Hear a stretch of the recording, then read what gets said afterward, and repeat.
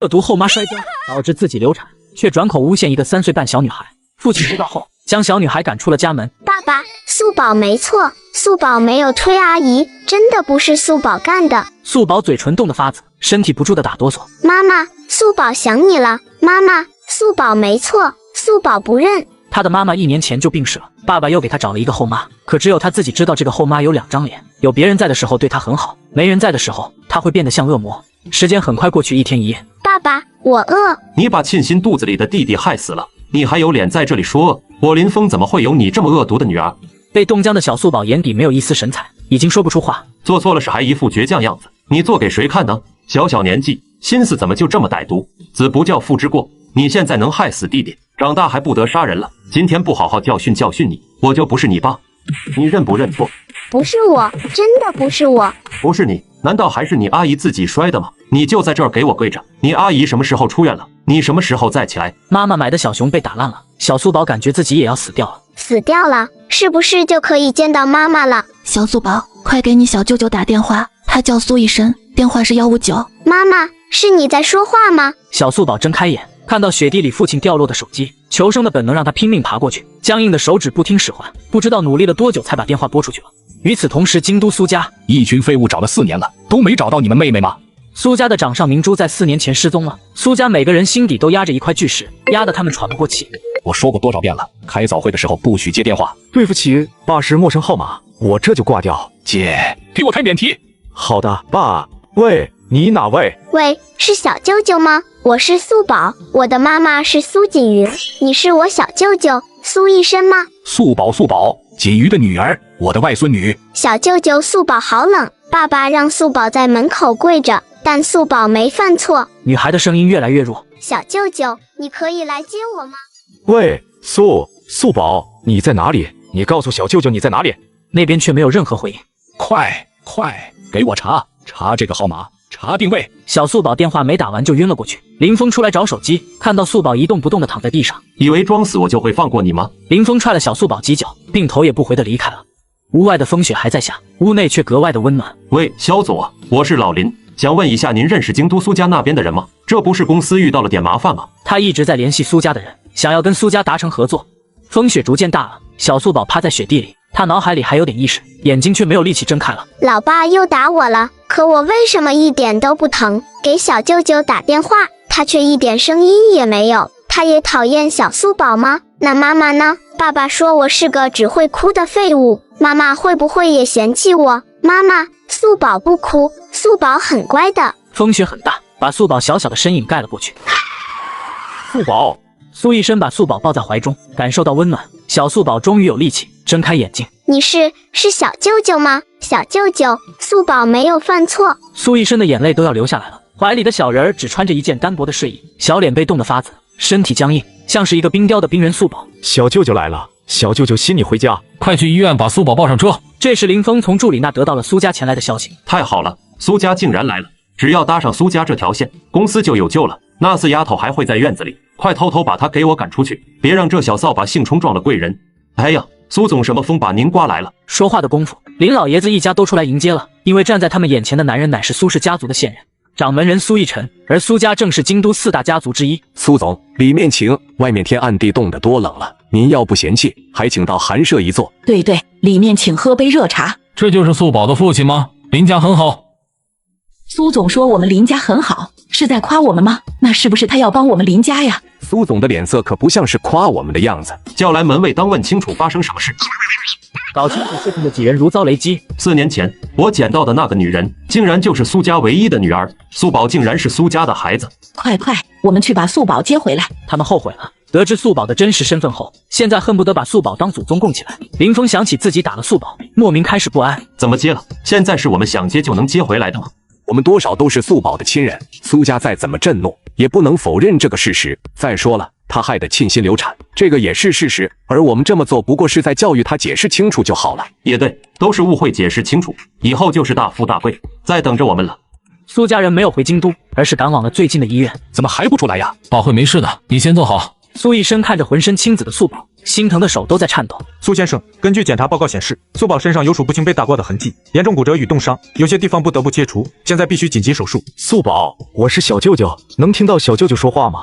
素宝着急的想要回应，可他的力气已经用光了。手术整整做了3个小时，素宝终于被推出了急救室。苏医生给家人看了检查报告，好得很啊，一个3岁小孩，他们也能下得去手。林家的产品被查出涉嫌走私，最近这段时间一直在找关系，想让我们苏家帮他。老子不弄死他们，他们就该阿弥陀佛了，还想要我们帮他？放心，他们林家完了。那玉儿呢？玉儿是怎么？苏总，林家的人来了，说要看自己孙女。把这层楼外面的暖气关了，窗户打开，让他们等。因为有门禁进不去，林家众人在外层等了许久，却没有看到人影。为什么不让我们进去？再怎么说也是我们的孙女啊，哪有把亲爷爷奶奶和爸爸拒之门外的道理？再等等吧，我不小心把素宝打成这样，他们生气也是理解他。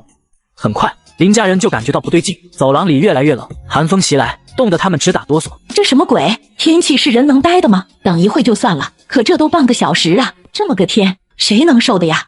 林峰，你快找个人问问怎么回事。林峰找人问了一圈，全都说不知道。我去看看庆熙。林老夫人第一个开溜，他们心底抱怨不休，殊不知这才刚开始而已。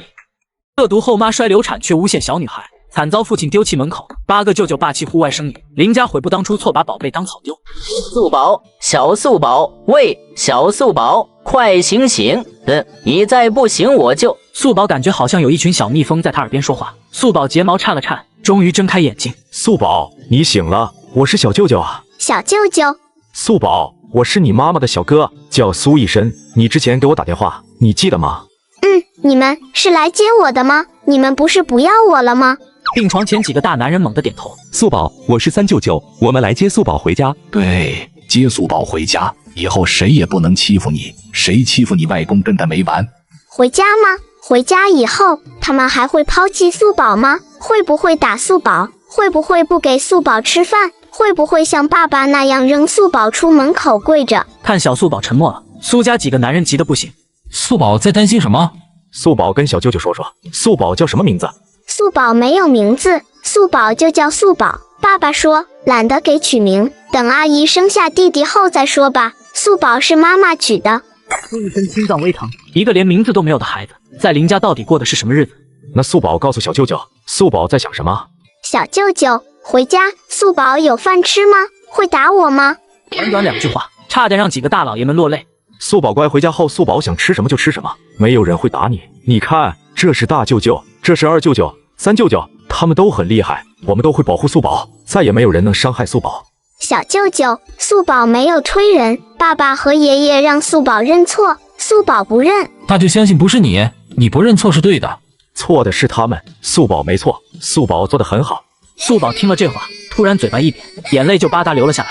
可是爸爸不信素宝，爸爸说是素宝害死了弟弟，爷爷也说不认错就不要放素宝出来，他就不配做你爸爸。老爸，闭嘴！苏医生只好闭嘴了，但心底都是愤怒和不爽。大哥，就这样便宜林家人吗？8:1，够不够？听到苏一晨的话，苏家几兄弟眼神一亮，眼底都露出一丝狠劲。法治社会怎能明目张胆的打人呢？他拦住一个护士：“你好，你们科室有麻袋吗？”“有，我们药房有蛇皮袋，不过也有纸箱子。”“谢谢，麻袋就可以。”要打，当然要套麻袋才好打。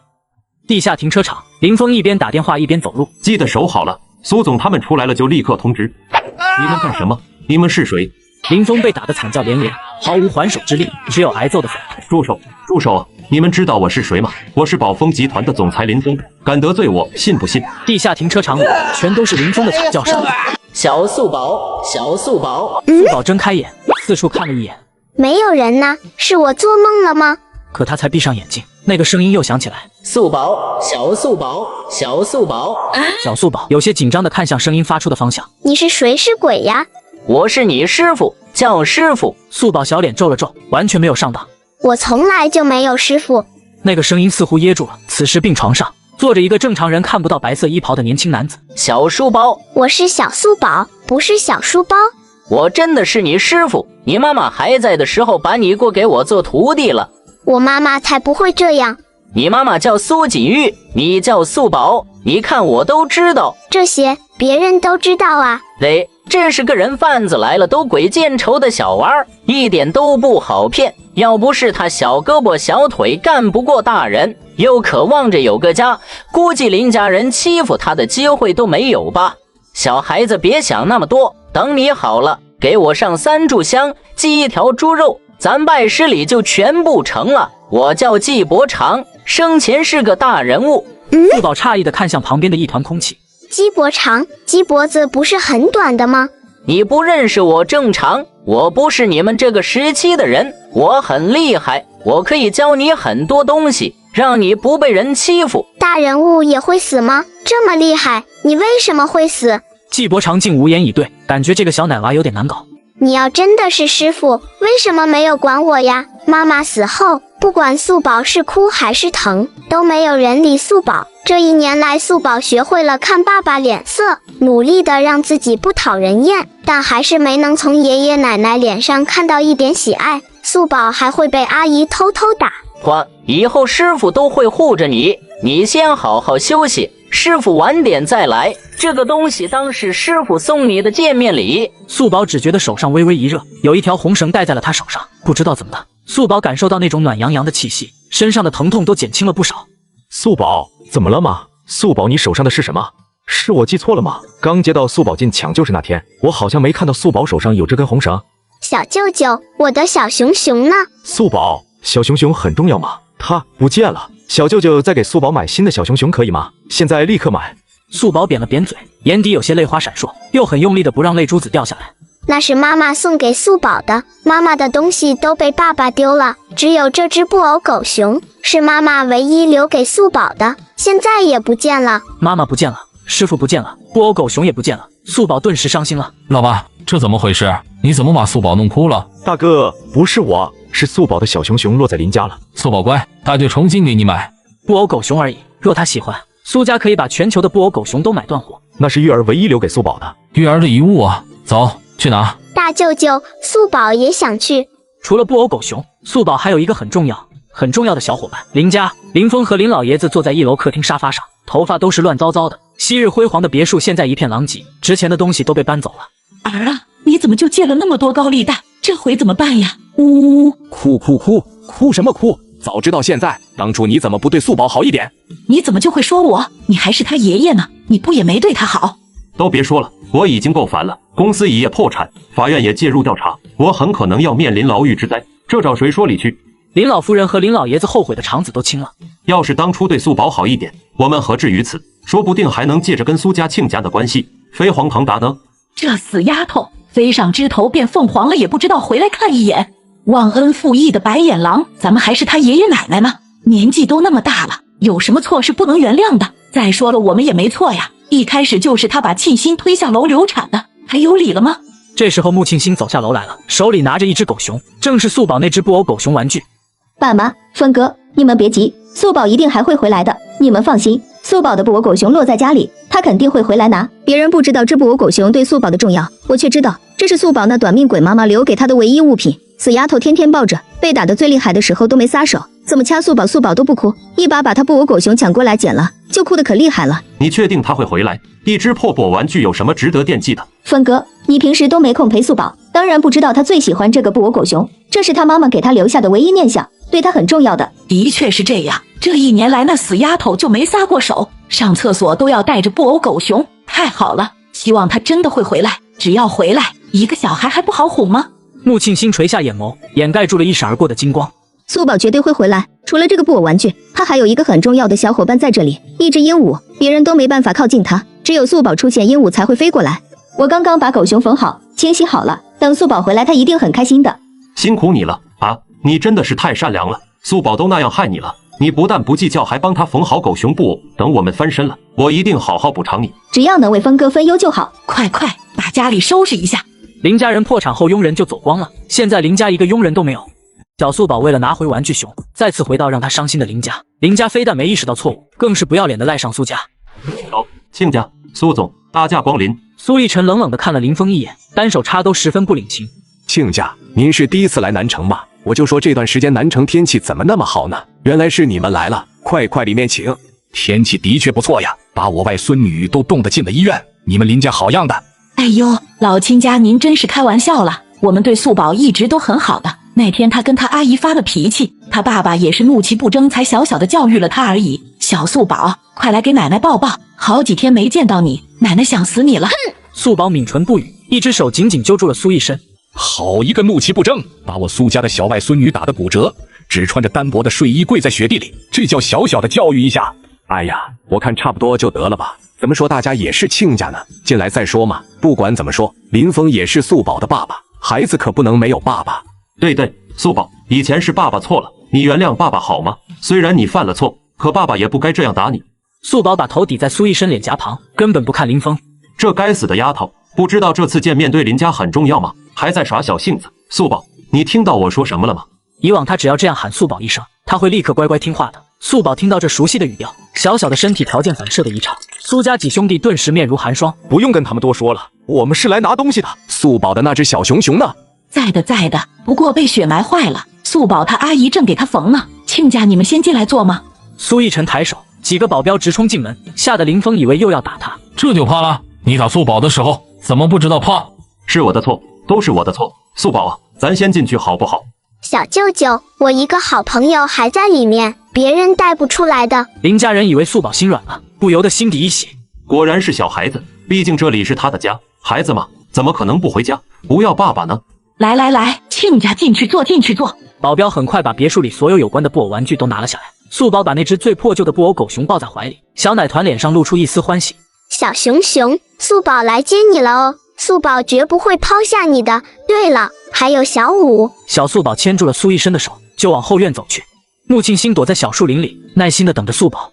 这死丫头知道鹦鹉怕人，肯定会自己溜出来找鹦鹉。没有别人在场的情况下，一切都将由我主导，需要在这里等素宝自投罗网。小五，小树林里传来一声鸟叫，一只色彩斑斓的鹦鹉却没有过来。小舅舅，小五怕你。素宝，舅舅叫人来抓好不好？我们直接带小五回去。不要抓小五，小五不是坏鸟，抓小五他会怕的。好，不抓小五。小舅舅站着不要动，小五快过来，咱们走了。素宝朝里面走了一点。有傻逼。小五，舅舅不是傻逼，有的狗。小舅舅也不是恶狗。苏医生都快无语了。小五不肯下来，素宝不知不觉走远了一点，却见到一双熟悉的眼睛正盯着他。素宝吓得一哆嗦，立刻要跑，穆庆星却抓住了他的胳膊。嗨，素宝，你终于肯回来了。素宝怎么了？怎么见到阿姨一点都不高兴？大姨不喜欢你这么见外的样子。再怎么说，我也算是你妈妈呀。素宝本能的抬手想扯开穆庆星的手，穆庆星牢牢的抓住素宝，捂住他嘴巴。素宝，我肚子里的宝宝都被你害死了，我现在还愿意来看你，你却这样对我。素宝说没有推阿姨啊，但是那天要不是你突然出现吓到我了，我怎么会摔下去？所以你要负责。阿姨现在宝宝都没有了，已经很可怜了。要是你舅舅他们问起的时候，你必须说是你推的，听到没？素宝却紧抿着嘴巴，一声不吭，眼底都是抗拒。最讨厌你个野种，闷葫芦一个，打几巴掌都不肯叫出声来，说什么也不肯听，真的很烦人。素宝，你真是不听话，你再这样信不信我打你？阿姨想告诉你，别以为你有了几个舅舅他们就能保护你，我有魔法，我随时都能找到你。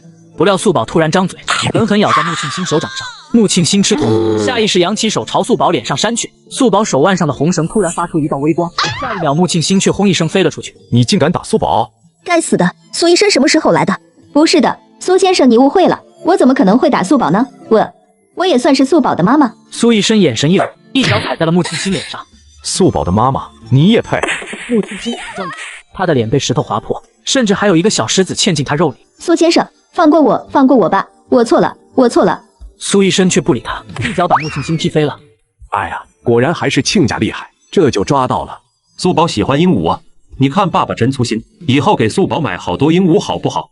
素宝看着林峰虚假的笑，紧紧抱着小兔子和鹦鹉。我不要爸爸买的鹦鹉，也不要爸爸了，你们只会说我是灾星，还会骂我打我。林峰一愣，林老爷子和林老夫人也皱眉。素宝，你这孩子一看到苏家有钱就立刻抛弃我们了是吧？素宝啊，平时你爸爸对你的确是严格了一点，可你也不能说这样的话呀，哪有哪个小孩不要爸爸的？呵呵，果真是小孩子。来亲家，咱一起去吃个饭吧，我们也好好给你接风洗尘。是啊，岳父和各位大舅哥难得来，锦玉这个小傻瓜呀，都不跟我提起过你们。林家人热情极了，你一句我一句，巴拉巴拉个不停，一个劲的强调大家是一家人，是亲家。给你们脸了是吧？没完没了是吧？还亲家，你们算个都妈的垃圾！啪，2个耳光。苏灵儿一个建筑工地的包工头，当然不讲什么风度了。住手！哎呦，有话好好说，好好说呀，大家都是一家人。亲家小舅爷，你冷静一点。我一般不打女人老人，但情况特殊的时候也是会做的。再多逼逼一句，信不信老子连你们一块走？苏灵儿最后将林峰狠狠地踢到地面上，飞起一脚，直接让他失去了成为父亲的资格。这都叫啥事呀？是不是人？怎么能下这么重的手呀？别哭了，赶紧送去医院。就在这时，外面突然冲进来一群人。哟呵，林总好彩头啊！欠我们的8000万什么时候可以还？干什么？你们干什么？住手！你们知道我们是谁吗？我们是京都苏家的亲家。哎呀，真是好大的名头啊！还苏家的亲家，你看人家理你们吗？林老爷子顿时哑了火，给我上，先收点利息，让你们嘴硬。不一会，林老爷子和林老夫人也鼻青脸肿，哎呀哎呦的叫唤着。这下好了，一家人整整齐齐。峰哥，你怎么样？假惺惺哭什么？早干嘛去了？刚刚怎么不见你？我刚刚看到素宝，就去求他，求他看在爷爷奶奶年纪大的份上宽恕爷爷奶奶，可他却不肯。不肯就不肯，一个小灾星，这死丫头，好歹也养了3年多吧，却一点都不懂感恩，跟他卖个死妈一样，养不熟的玩意，小东西克死了自己亲妈，又克得咱家破产，都是小灾星克的。林老夫人怨气无处发泄，只能暗自诅咒苏家个个都倒霉。苦命小素宝终于接回苏家，却遇到公主病的表姐，不但一哭二闹三上吊，更是对鹦鹉小五出手。缓缓，等会见到素宝妹妹，要把一个洋娃娃送给素宝妹妹，知道吗？我不，我2个都要。什么妹妹？我才不要给妹妹，所有玩具统统都是我的。刚刚不是说好了吗？你一个，素宝妹妹一个，不许闹脾气。韩寒撅着嘴不说话，头也不回地往庄园里跑。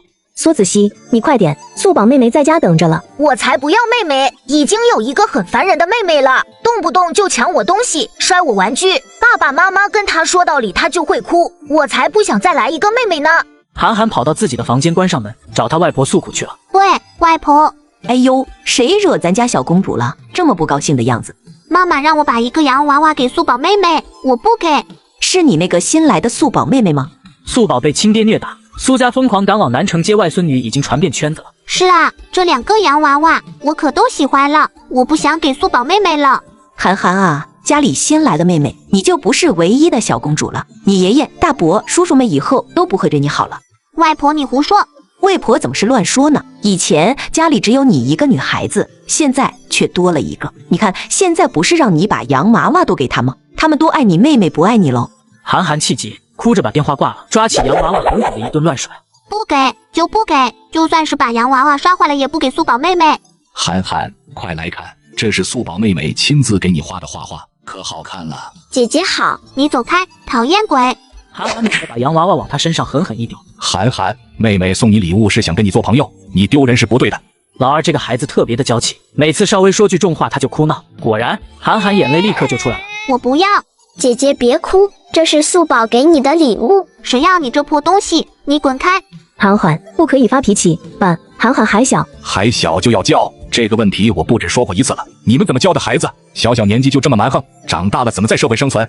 我知道了爸。苏老爷子生气的牵着素宝走了。韩寒见爷爷不理他，直接走，哭得更厉害。老爷子说话也太重了，我自己的小孩自己会教，别人凭什么指手画脚？哪怕这是孩子爷爷也不行。男孩穷养，女孩富养，我这观念有什么错了？好了，韩寒乖宝贝，不要哭了。我不，我就不。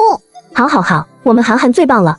素宝，姐姐平时都这样，脾气不太好，你不要难过。没事呀，外公，真的没关系的，外公。素宝也不喜欢把自己的东西给别人。素宝，这些画都是你画的吗？素宝喜欢画画，以前在爸爸家，素宝画了好多画。老先生，老夫人回来了。走吧，外婆回来了。坐在轮椅上的苏老夫人激动不已。素宝呢？我的素宝呢？外婆，我在这呢。和玉儿小时候长得一模一样，真的一模一样啊！可我的玉儿却永远回不来了。素宝，外婆的小素宝。不哭，外婆乖，不哭哦。委婉左哄右逗，好不容易哄得韩寒出了门，结果路过素宝的房间，听到了嘎嘎的叫声。熊哈哈，夜叉叉，哈利波特骑着扫把嘎嘎嘎。韩寒一时被吸引了注意力，直接推开素宝的房间门。小宝贝，这是你妹妹房间，进来干啥？嘎嘎嘎嘎，熊孩子来了，救救我！这鹦鹉平时是怎么教的？他怎么可以当着涵涵的面说涵涵是熊孩子，一点教养都没有？我们快下楼吧，奶奶在楼下呢。我不，我要鹦鹉。这是妹妹的鹦鹉，涵涵要是喜欢，妈妈待会就去给你买一只。不要就不要，我就要这只。一把揪住了小五的脖子，涵涵眼底充满着兴奋，抓到小五后立刻紧紧抱在怀里。不许动，再动信不信我打死你！救命啊！救命啊！断娘啦！楼下的素宝陡然从苏老夫人怀里起来，众人这时也正好听到楼上鹦鹉嘎嘎大叫的声音。素宝二话不说就往楼上跑。又是涵涵，叫你多花些心思教育孩子，你平时都在干什么？木讷少话的苏子琳急红了脸，憋不出半个字。让你不听话，打你，打你！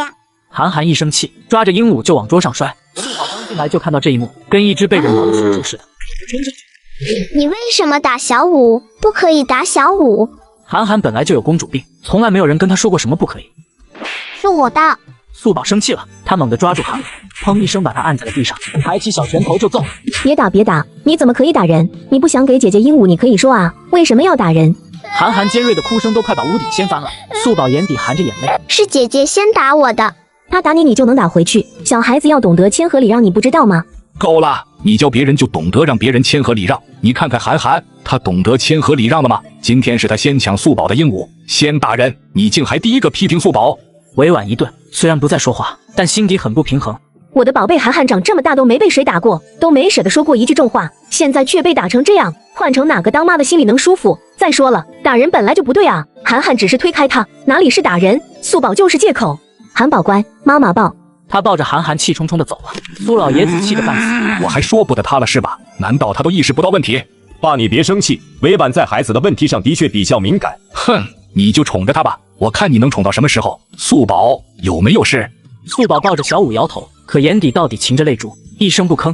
不哭，咱素宝不哭。是涵涵姐姐先打小五的，我也是小孩，凭啥姐姐可以打人，却要我谦和礼让？小家伙只觉得委屈极了，以前被打被骂的时候没有哭，素宝突然哇的一声哭起来。涵涵房间里，委婉看自己宝贝女儿手臂都被抓伤了，火大得很。涵涵，你怎么回事？还不去给素宝道歉？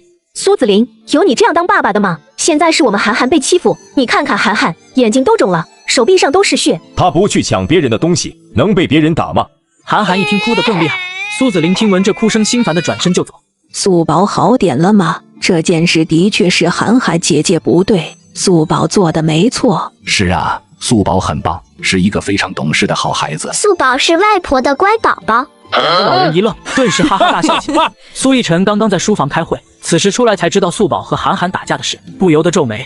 老二，你这个事情必须得尽早解决了。之前锦玉失踪，每个人为了寻找他都心力交瘁，这件事才一直拖到了现在。大哥，我知道，可如今两个孩子已经这么大了，我担心离婚对他们有影响。再怎么样也是我孩子，虽然平时相处不多，但到底割舍不下。自己处理好。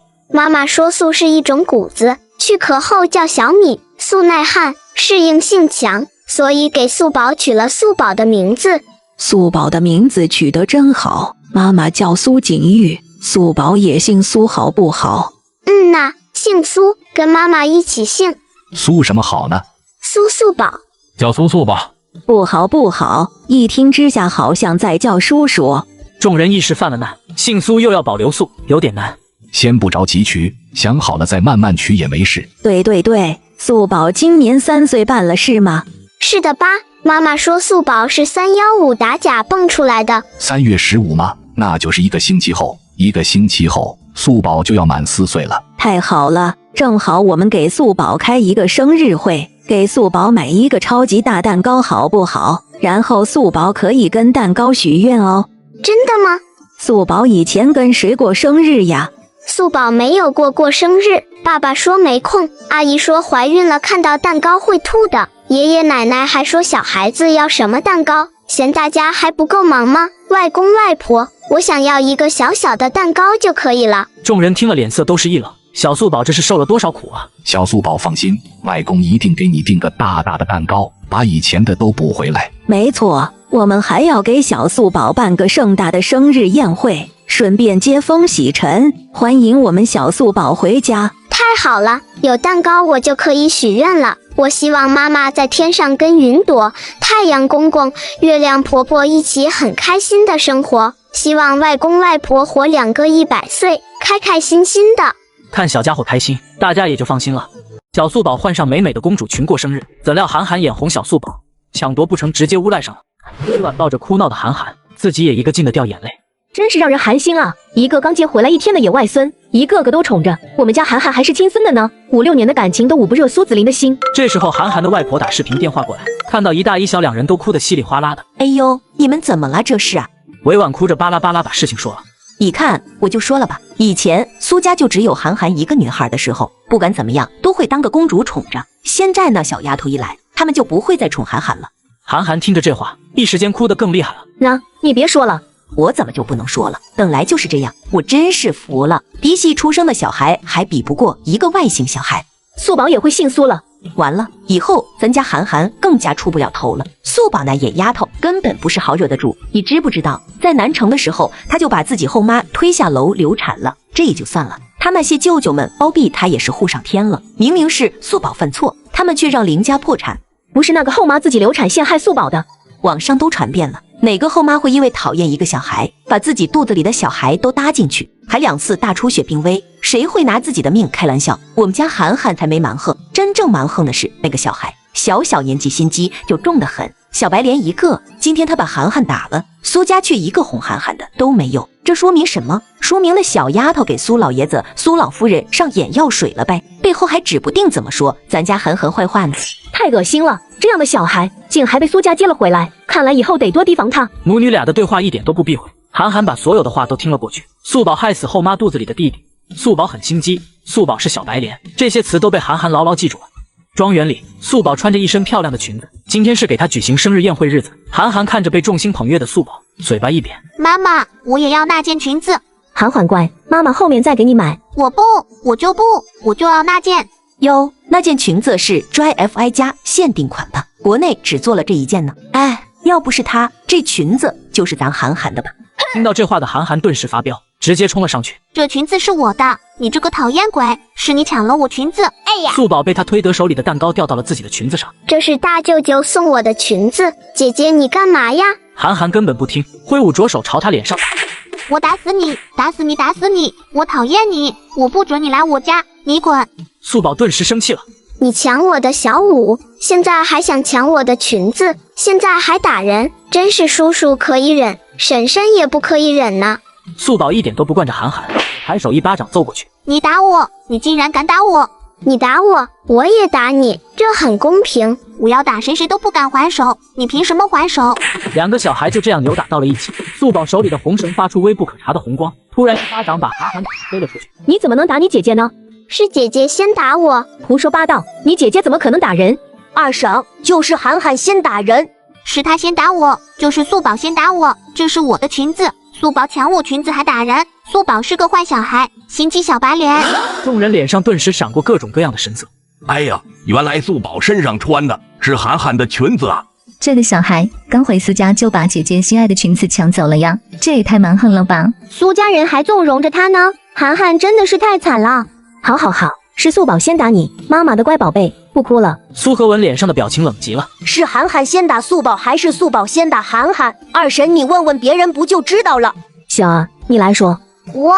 我没有看得很清楚，好像是素宝小姐先打了韩寒小姐的。苏和文听得直皱眉。你说什么？再说一遍，什么叫没看清楚？刚刚韩寒扑上来，这么明显是韩寒先打人，怎么就成了素宝先打人？雪儿连忙抓紧自己妈妈的衣服，一脸无措的样子，垂着头不敢说话。苏小少爷，你也别吓雪儿呀，她只是说了真话而已。哎，素宝小姐这样会被惯坏的。虽然她从小没了妈妈很可怜，可也不能这样。素宝攥紧拳头，小小的她想不明白，为什么她没做错，可每次大人都说是她错呢？我没错，是她撒谎。裙子是大舅舅给我买的，刚刚也是韩寒姐姐先打人。够了，你姐姐脸都被你打成这样，你还要说什么？韩寒乖，不哭了，我们先回去。我不要回去，我就要我的裙子。呜！这边哭闹很快惊动了苏老爷子。怎么回事？刚刚韩寒小姐跑过来说素宝小姐的裙子是她的，素宝小姐二话不说就把韩寒小姐打了。对呀，素宝小姐还想用蛋糕按在韩寒小姐脸上。这是你们亲眼所见吗？我相信素宝不会是这样的孩子，是哪个说素宝错的？站出来我看看！众人一时噎住，纷纷看向雪儿。雪儿哪里还敢出现，韩寒更是哭得更起劲。别生气，别生气，可能我们雪儿看错了吧？小孩子嘛，打架也很正常。涵涵，我们走，我们就不该出现在这里。刚刚我正在切蛋糕，然后涵涵姐姐就突然跑了过来，然后涵涵姐姐就抓我的裙子，然后姐姐就打了素宝，然后素宝生气就把姐姐推倒了。你意思是涵涵先打你了？涵涵平时是娇气了一点，可她不打人的。他打不打人，你难道自己不清楚吗？但我知道什么了？我只知道素宝来了之后，你们一个个都针对涵涵。涵涵她原本不是这样的，是你们把一个小孩逼成了这样。涵涵到底做错了什么？众人哗然。如果说原本只是猜测的话，那现在委婉说的话更是证实了。素宝是个挑事精。闭嘴！你跟我来。我不。你说，去把院子里的监控调出来。委婉顿时愣住，他气得忍不住发抖。他还要查监控？他们真的非要逼死涵涵不可吗？不用你们查，我和涵涵走还不行吗？韩寒哇哇大哭，委婉委屈抹眼泪，看着就像被欺负的好惨的样子。消消气，消消气，小孩子之间打打闹闹都是正常的嘛。哎呀，亲家别生气嘛，一点小事值得这么较真吗？苏逸晨根本理都没理他。很快聂叔推着一个巨大的显示屏出来了。先生，监控已经调出来了，您要查看一下吗？爸妈，你们何必做得这么绝？你不是说涵涵不会打人吗？那你又怕什么？监控亮了，刚刚小花园里发生的事就这样毫无遮掩的放了出来。监控比较远，听不到小孩子们说什么，但可以很明显的看出是韩寒先打的素宝。雪儿刚刚不是说素宝小姐二话不说就打了涵涵小姐吗？这咋的反过来了？这哪都不对呀！雪儿的谎言被当众拆穿，羞愤的都快哭了出来。雪儿妈妈也是尴尬极了。小孩子可能记错了。雪儿都多大了，这都能记错？要么是脑子不好使，要么是故意误导别人吧。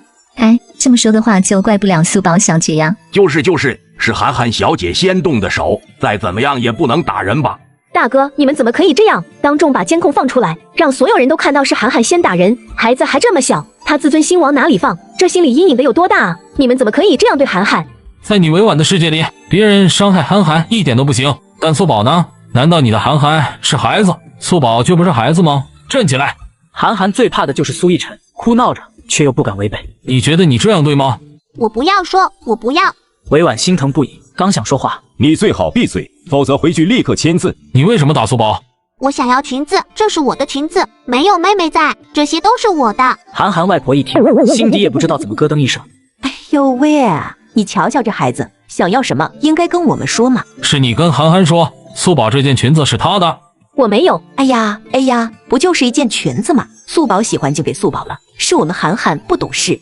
什么叫素宝喜欢就给素宝了？旁边助手已经拿来了文件，跟苏逸晨低头说了什么，委婉顿时有一种不好的感觉。这是这件星空裙的定制数据，都是按照素宝的身材身高定制。涵涵比素宝高，素宝身材瘦小，这件裙子本就是给素宝定制的，就算素宝把星空裙脱下来，涵涵也穿不进去的。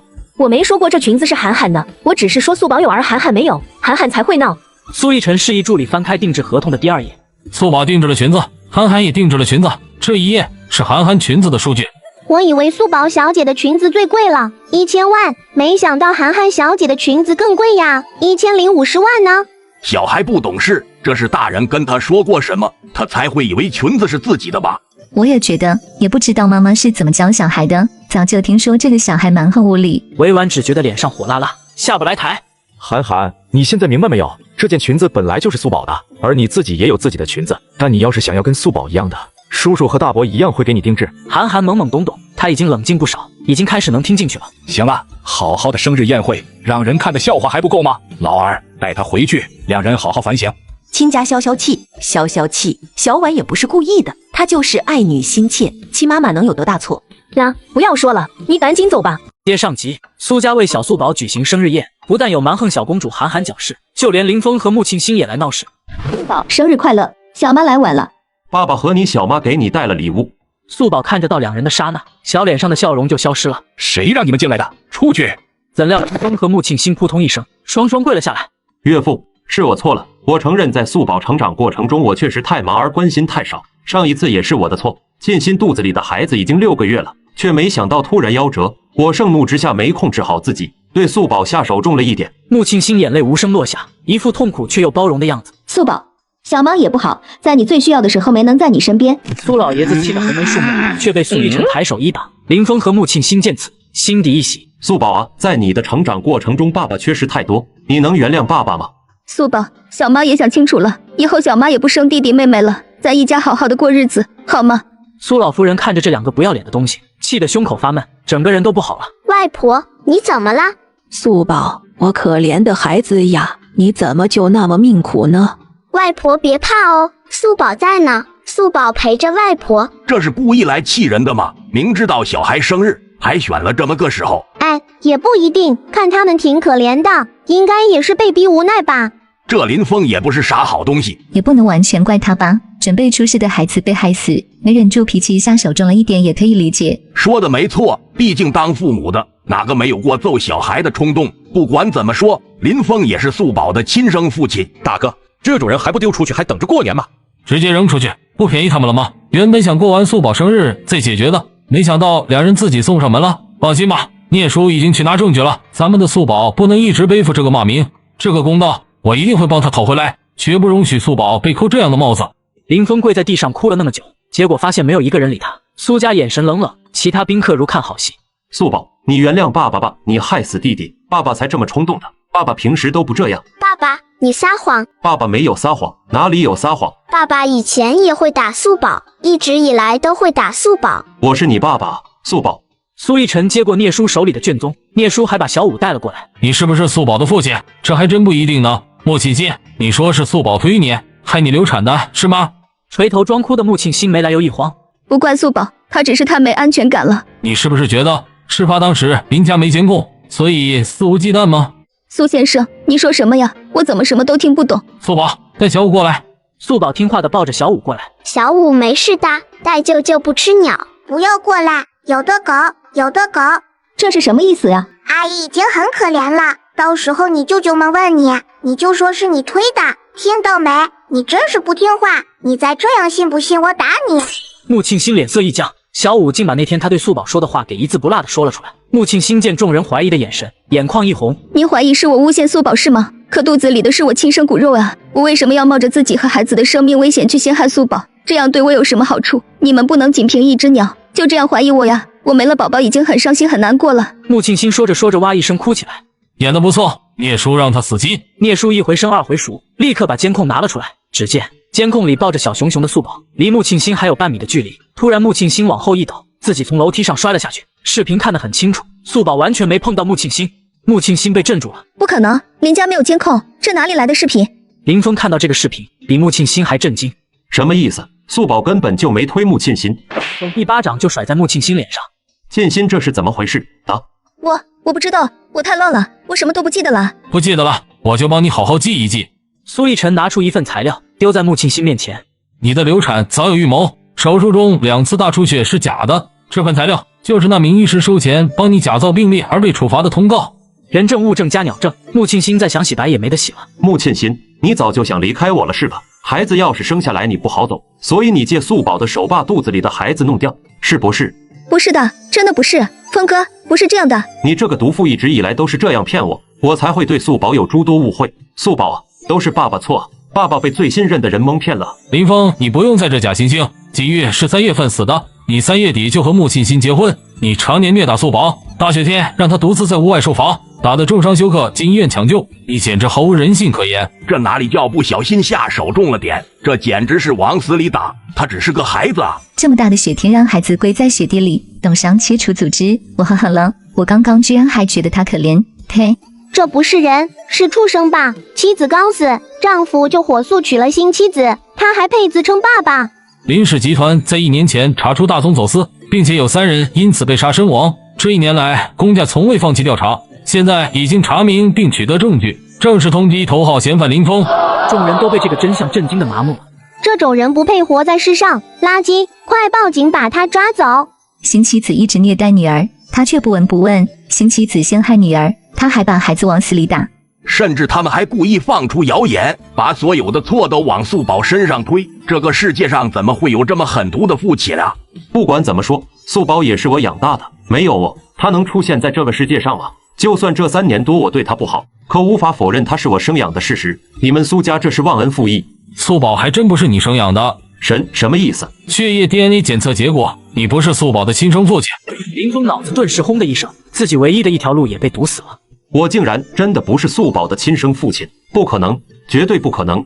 几个黑衣保镖立刻上前，一手一个揪住林峰和穆庆星的衣领，跟拖死狗一样往外拖。憨憨，你出来，爸爸有话跟你说。不，我才不出去。委婉立刻上前挡着韩寒，他知道苏子林要说什么。你还要闹到什么时候？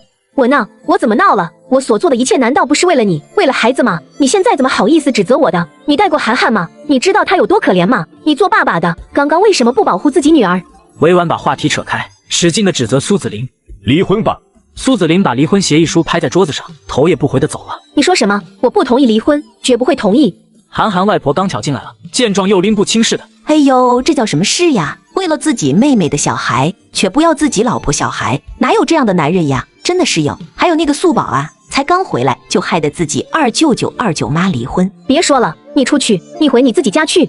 韩寒外婆每次来苏家都要赖着住上几天，享受被众多佣人伺候的高贵感，当然不肯走。哎呀，小婉，你冷静点啊，有话好好和子林说呀。不行的话，咱再想办法再生一个。不要再说了，要不是你在韩寒面前胡说，现在会是这样吗？你是不是拎不清自己是谁了？来苏家当几天贵妇生活，就当自己真是这里的主人了吗？嗨，你这怎么还跟我发脾气了？我说错什么了？本来就是啊。给我滚，赶紧滚！小素宝生日宴，林峰和穆庆星被拖走，林峰绝望地一脚把穆庆踹死，穆庆星意外当场身亡，警察随后赶到。庄园里，众人唏嘘不已，都觉得出了一口恶气。虎毒不食子，林峰实在是太恶劣了。素宝，我们回去吧，这个生日宴我们已经没心情再办下去了。外婆是心疼素宝吗？没关系的，外婆，素宝现在已经好了。小素宝露齿一笑，纯挚真诚。苏老夫人眼眶泛红，明明受伤最严重的是你，第一个反过来安慰别人的也是你，这个小孩也太善良了。外婆别哭哦。苏老夫人破防了，忍不住哭起来。苏一生几人把苏老夫人推回屋子，苏一晨摸着素宝的头，低声问道：素宝难过吗？原本他不想在素宝生日上揭穿林峰不是素宝生父的事情，可有些事情必须得快刀斩乱麻，迅速彻底的处理掉，不能让他有一丝反扑的机会。这件事唯一让苏一晨迟疑的就是素宝的反应。我不难过呀，大舅舅，做错事的不是素宝对不对？是爸爸做错事，所以该难过的是爸爸。这小家伙。苏一晨一怔，虽然他年纪很小，可他好像什么都懂。以后我定不会再让你受一丝伤害。感谢大家赏脸来参加我们家素宝的4岁生日会。素宝是我们妹妹苏景玉的女儿，虽然玉儿不在了，但是我们绝不会让素宝受一点委屈。今天也想告诉大家，素宝姓苏，叫苏子苏。再次谢谢大家。开完生日宴，素宝回到房间，突然听到纪伯长的声音：小书包，师傅教你法术吧，法术你知道吧？咻一声能丢出一个火球。不要。那不行，教你抓阿飘也行，不过得先给你开天眼，开天眼你才能看到我。我才不学，这不是小朋友该做的事。小朋友该做什么事？吃饭、睡觉、画画，跟小五玩。陪小五玩。biu呀，我死了。哈哈哈！纪伯长嘴角一抽，要不是答应了你妈妈，我才不在这求一个小屁孩呢。小书包，你忘了在天上的时候妈妈怎么跟你说的吗？师傅，在梦里陪我玩彩虹滑滑梯的是你，才不是妈妈。你怎么知道？师傅笨死了，师傅的大脚丫都露出来了，妈妈的脚才没那么大呢。不能吧，我会犯这么低级的错误？师傅，学了本领真的能见到妈妈吗？那肯定了。算了，师傅看起来比小五还笨的样子，原谅他吧。好吧，那我跟师傅学。这么突然吗？我都还没想好怎么教呢。算了，先糊弄过去吧。素宝，我们先学开天眼。天眼是人的第3只眼，每个人出生时都有，但有人的天眼能睁开，有的人不能。开了天眼能看到常人看不到的东西，小书包的天眼还在，开了天眼就能看到师傅了。那素宝不要开了，素宝才不要长3只眼睛，会像二郎神，好丑好丑。二郎神很帅好吧，天眼不会显现出来的，它隐藏在你的双眼中。那好吧，那还行。来，跟师傅默念，气沉丹田，凝神于眼，爆啊爆啊。气沉丹田，凝神于眼，巴拉巴拉。肚子用力，蹦个大臭屁。肚子用力，蹦个大臭屁。这小书包好玩啊，太好玩了。师傅，我怎么什么都看不见呀？开天眼没那么容易的，我见过最有天赋的人也用了7749天。这时候，小素宝倏然睁开了眼睛，她的眼眸里有一道光一闪而逝，看到房间里突然多了一个白色的身影。所以你不用急，师傅掐指一算，你这天赋至少也得要7749天。一边说着，一边抠着鼻子。师傅，你为什么要抠鼻屎？胡说，师傅哪有？等等，你看见我了？纪伯常震惊了，不可能，他才念了一遍口诀，怎么可能就成功了？这不是天赋逆天，这是天赋变态。哇哦，世界都变得清晰很多呢。那边还挂着一个阿姨。师傅，这个阿姨好丑。纪常这次是真信了。这个女阿飘刚路过的，不过我看她魂力极弱，没有理她。天啊，我这是收了什么不得了的小徒弟？小书包，让师傅看看你能有多少勤力。咱收了这丑女阿飘。你可以侮辱我的人格，但不能侮辱我的容貌。乖素宝，跟师傅念蒙者勿扰，一掌闪跑。蒙者勿扰，一掌闪跑。素宝下意识嗖一声，女阿飘飞出去好远。非常好，小书包牛啊牛啊！小素宝无辜地看了看自己的手，小手怎么回事？自己就扇出去了。来，继续。人生无常，大肠包小肠，屁屁公鸡。人生无常，大肠包小肠，屁屁公鸡。玩呢？我只是路过，这就过分了吧？拿我现场教学。纪常眼底暗芒闪烁，万万没想到自己挖到宝了。抬手，手里凭空出现一个只有指甲盖大小的葫芦，挂在了素宝手腕的红绳上。这个是魂壶，可以收各种阿飘的。以后你就用这个魂壶帮师傅做事，知道吗？师傅，为什么要收阿飘？对啊，为什么要收了我？小孩子，别问那么多。你是谁呀？为什么会这么丑？我是你二舅舅以前工地里搬砖的女工，叫李梅。这不是做坏事被报应了吗？二舅舅，你对二舅舅做了什么坏事？6年前，你二舅妈说给我2万块钱，让我给你二舅舅的茶里撒点盐，我就照做了。然后刚拿到钱，工地楼顶就掉下来一大块板材，把我砸死了，冤死了。我现在依旧觉得自己很倒霉，才拿到巨款就被砸死，我找谁说理去啊？为什么要给舅舅的茶加点盐呢？为什么刚拿到钱就死了呢？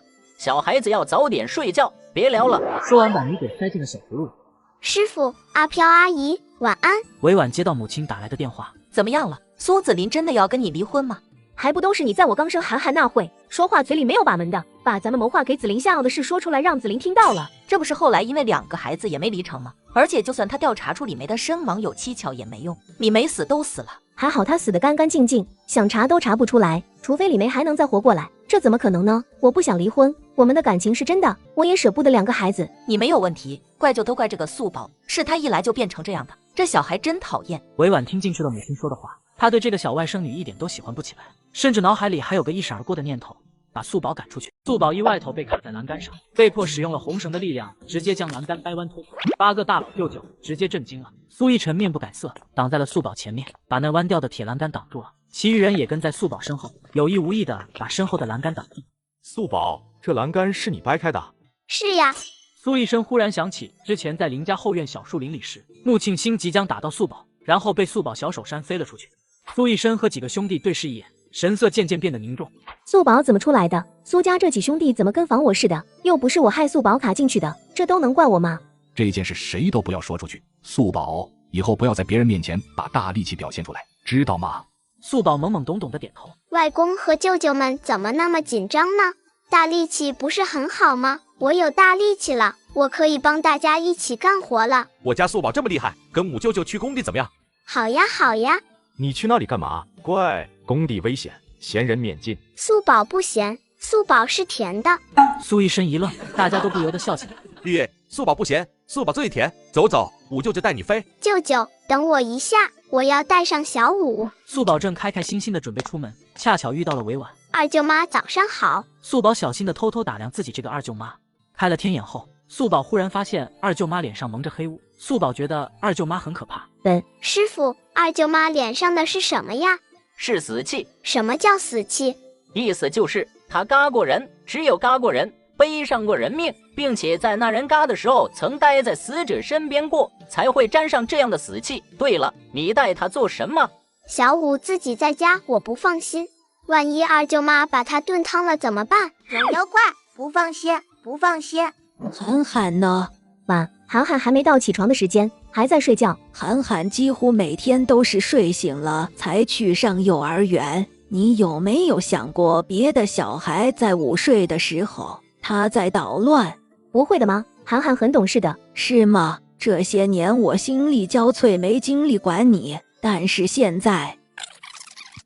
委婉听完一番话，起身离开时脸色难看极了。苏老夫人居然教训我，作为婆婆又不是我吗？凭啥教训我？我又没吃你们家大米长大，干嘛要干涉我的家庭，我的婚姻？二舅舅和脾气爆炸的五舅舅是同在工地的，说是包工头，却是国内的龙头基建企业。二舅舅是一个建筑设计师，平时也喜欢待在工地里。五舅舅是总监，不仅负责所有项目的落实，还要时不时去巡视工地安全。来，小素宝，师傅教你怎么育阿飘。抬手把葫芦里的女阿飘放下。这个叫打功夫，画上后女阿飘给你乖乖打工。能讲点道理吗？大白天的叫阿飘出来打工，这打的不是工，这打掉的是我的命啊！我早就没命了，就是在这里打的。一般来说，普通阿飘白天是不能出现的，厉害的阿飘白天可能出现，但是一般都只能躲起来。恶毒的阿飘就不得了了，大白天的还能走，像这个丑阿姨她就不行，等会车门一开她就会魂飞魄散。行了行了，我丑，说一次不就得了？魂飞魄散就是再嘎一次的意思吗？所以现在师傅来教你移魂术，简单来说就是把这个丑阿姨附着到某件物品上，让她能在白天行走。现在咱先找个东西，最好是轻的，能随风飞的东西。季常说着，下意识地看了小五一眼。轻的，能飞的东西，不要拔我毛！不拔不拔，我们一毛不拔。忽然素宝眼睛一亮，这个塑料袋是他拿来装鹦鹉便便的。你该不会让我附在这上面吧？切！女鬼嗖一声附着在塑料袋上面。能记住吗？记不住就算。字还没说出口，就见女阿飘嗖一声从塑料袋里飞了出来。咦，怎么飞出来了？抱歉，素宝背反了，是要让丑阿姨进去。于是又是嘀嘀咕咕，女阿飘移魂到了塑料袋上。卧槽，这个小书包不仅能背下，还能一次成功。这也就算了，他还能反着背，居然也能成功。素宝到了，咱下车吧。好。来，四宝，我舅舅抱。你一个糙汉会抱孩子吗？你瞧不起谁？生过2个小孩了不起啊？另一头，委婉和他妈妈正在逛街。怎么一大早就这苦瓜脸？我婆婆让我跟子琳离婚，说我教不好涵涵，我真就不明白了。孩子是我生的，要教也是我来教，她凭什么说我没教好？我的涵涵很好啊，条件优渥，有点大小姐脾气，怎么了？女孩子就得有点脾气，以后找了男朋友也得哄着，没脾气容易被欺负。苏家家大业大，她也有大小姐脾气的资本。她真这么说，儿孙自有儿孙福，她真的太拎不清事儿了，还插手你们小年轻的婚姻。果然世界上就没有哪个婆婆是好的。我跟你说，面对这种恶婆婆，你就不能服软，就没有让儿子儿媳离婚的婆婆。什么人呢？这是。但子琳不站在我这边啊！今天早上她还带着素宝去工地了。她一个小孩去工地干什么？真是无语了。子琳又不是他爸爸，一个劲的黏着子琳干嘛？你看吧，我就说这个小孩心机不简单，一来就抢走涵涵的一切，现在是连涵涵的爸爸也要抢呀。走，我们去工地找找子琳。这不好吧？有什么不好的？本来就是你和子琳自己的事情啊，干嘛要苏家人插手？于是母女俩就往工地赶去。工地里，一个塑料袋飘呀飘呀，停留在一处空地上，不断的打转。委婉和他妈下车后就朝办公楼走去。经过这处空地，那个地方正是当年李梅被砸死的地方。委婉心底一阵发毛，忽然看到打转着的塑料袋突然停下了，她有一种被塑料袋盯上的错觉。妈，我们快走！忽然不知道哪里来的一阵风呼一声刮过，那个塑料袋哗啦啦啦的朝委婉扑来。干嘛你？一个塑料袋有什么好怕的？话音刚落，那塑料袋呼一声飘到了前面，风停了，那塑料袋竟也停在他面前。韩寒外婆的话顿时如卡在喉咙里。妈！就在这时候，塑料袋呼一声砸在了他脸上，鼻息间传来一阵臭味，一坨不知道是什么屎的东西扑在了他脸上。委婉呼吸，砰一声摔倒，那塑料袋死死地捂着他口鼻。没事吧？他看着那个塑料袋又呼一声飞出去，在1米外的地方打转转，就好像有什么东西在盯着他们似的。农村老人家有句话，就是人走在路上，莫名其妙被轻飘飘的东西砸到脸上的时候，那东西肯定不干净。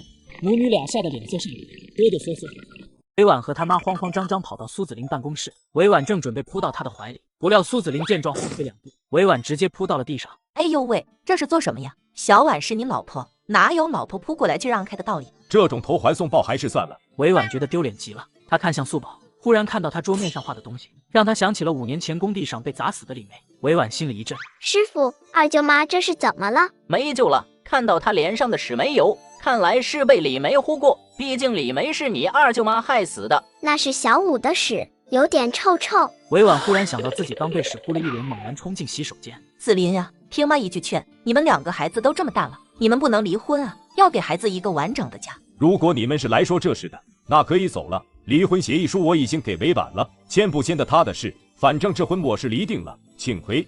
妈，这是怎么了？真的是，你们吵架就算了，我可是他丈母娘，把丈母娘赶出门，真有他的。委婉烦躁的不行，刚刚素宝那张画不仅让他觉得害怕，更不安的是，素宝怎么会知道李梅？这小东西今天来工地到底想干什么？你先回去吧，我自己去找一下子林。你每次来都是捣乱的。什么叫我每次都捣乱呀？我这不都关心你，为你好吗？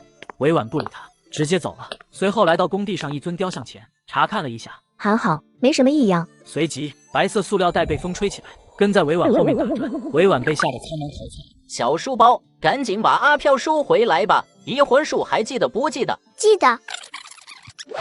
你刚刚去哪了？刚刚素宝二舅妈来工地的时候，我直接把屎都糊她脸上了，真是出了口恶气。对了，刚刚她还鬼鬼祟祟的跑到工地雕像前面看了看，我估计肯定藏了什么东西。好，你先回去吧。素宝，你觉得二舅舅要跟二舅妈离婚吗？二舅舅，人为什么要结婚？结婚了又要离婚？离婚我也知道的，以前爸爸经常挂在嘴边。那你知道离婚是什么吗？素宝那时候还太小了，不知道离婚是什么，后来才知道，原来离婚是为了跟新的阿姨结婚。素宝搞不懂大人们，明明一开始不是选好了吗？为什么最后又不要了呢？苏子林被问得一时哑然，素宝这个问题他竟然回答不上来。因为那时候二舅妈坏了你子欣哥哥。那为什么二舅妈肚子里会有子欣哥哥？二舅舅喜欢二舅妈吗？不喜欢吧。二舅舅又不喜欢二舅妈，又跟二舅妈结婚，生了子欣哥哥，那二舅舅是不是别人所说的渣男呢？没关系的，二舅舅，素宝懂。不是，你懂什么了？素宝，五舅舅的小乖乖，这里闷不闷？五舅舅带你去工地玩。工地那是什么地方？太危险了，闲人免进。咱素宝不是闲人，那是小总监指导部。没错的，素宝一点都不闲。这个广场已经建好了，那边有个儿童游乐园，五舅舅带你去玩吧。五舅舅，那个是什么呀？那是你二舅舅设计的雕塑。小素宝，拿这把锤子把雕像砸了。可是我拿不起来。你不拿，怎么知道拿不起？五舅舅，这把超级大的锤子可不可以给素宝看看？当然可以，素宝，不是五舅舅给你吹。要说全国工具最全的是谁，绝对是你五舅舅。五舅舅有4000把锤子不重样。话音刚落，看到素宝已经举起大铁锤，五舅舅和刚赶来的二舅舅都惊呆了。素宝抡起大铁锤，直接砸在了雕像里。只见看到雕像里掉出的除了建筑材料，还有一只手和一个信封。二哥，你先把素宝送回去吧。我不回。素宝乖，这不是小孩子能停留的地方，回去跟外婆在家玩。二舅舅和五舅舅处理点事情，记住了，刚刚砸雕塑的是你五舅舅，他给你介绍锤子，结果太兴奋，不小心把雕塑砸了个大洞。是这样吗？警察叔叔不是坏人，为什么要骗警察叔叔？你听二舅舅的就是。好吧，师傅，为啥要骗警察叔叔啊？警察叔叔又不是坏人呀。警察叔叔不是坏人，但是不排除有坏人打听到。你想想，别人要是知道你力气那么大，把你解剖研究怎么办？我不要，我不要，坏人会吃小孩的。季常随后抬手把阿飘放出来。你的手为什么在那里？那天被砸死的时候，应该是手砸断了，我手里还拿着钱呢。就是因为这只手，这5年我一直在附近飘，想把手拿回去。那你不知道那包盐不是盐吗？女阿飘沉默不语，知道是不好的东西，为了钱却昧着良心，人间善恶终有报。他不知道阿飘的手是怎么放进雕塑的，不过现在警方找到了那只手，只要能在信封上提取委婉的指纹，那委婉就完了。忽然委婉从外面回来，心里正不痛快。二舅妈，别叫我二舅妈，我们家有你这样的小孩真是倒霉。就是因为你这小东西，我和子林的关系才会突然恶化，整个苏家都要我离婚。素宝不由想起奶奶经常说的话，说素宝是扫把星，见到素宝就倒霉。以前他不敢和爷爷奶奶顶嘴，怕挨饿，但现在他却感觉自己有了勇气。我不是，人倒霉是因为他影子是歪歪的，所以才倒霉，不关素宝的事。你这死丫头什么意思？跟长辈怎么说话呢？长者问，对勿欺；长者令，行勿迟。这个道理你都不懂吗？我跟你说话，你就给我好好听着。现在教育你都是为你好。二舅妈才不是为了素宝好，二舅妈只是为了你自己好。委婉道，他扫了一眼，以为苏老夫人和老爷子出门了。站起来，不要！老夫人，这些事让我做就行了。素宝好不容易回来，我要亲自给他做。素宝，你以为你跑得了吗？今天我必须教育你，天王老子来了也拦不住。外婆，婉丽，你怎么在？没想到我会在，趁着我不在欺负素宝嘛。不是的，婉，我就是教育了他一下，没想到他不听还骂我。我觉得小孩骂长辈这点太不好了，所以才想跟他讲讲道理。你觉得我信吗？给我滚出去！欺负我外孙女都欺负到我这里来了，要不是我在，今天你是不是想打死素宝？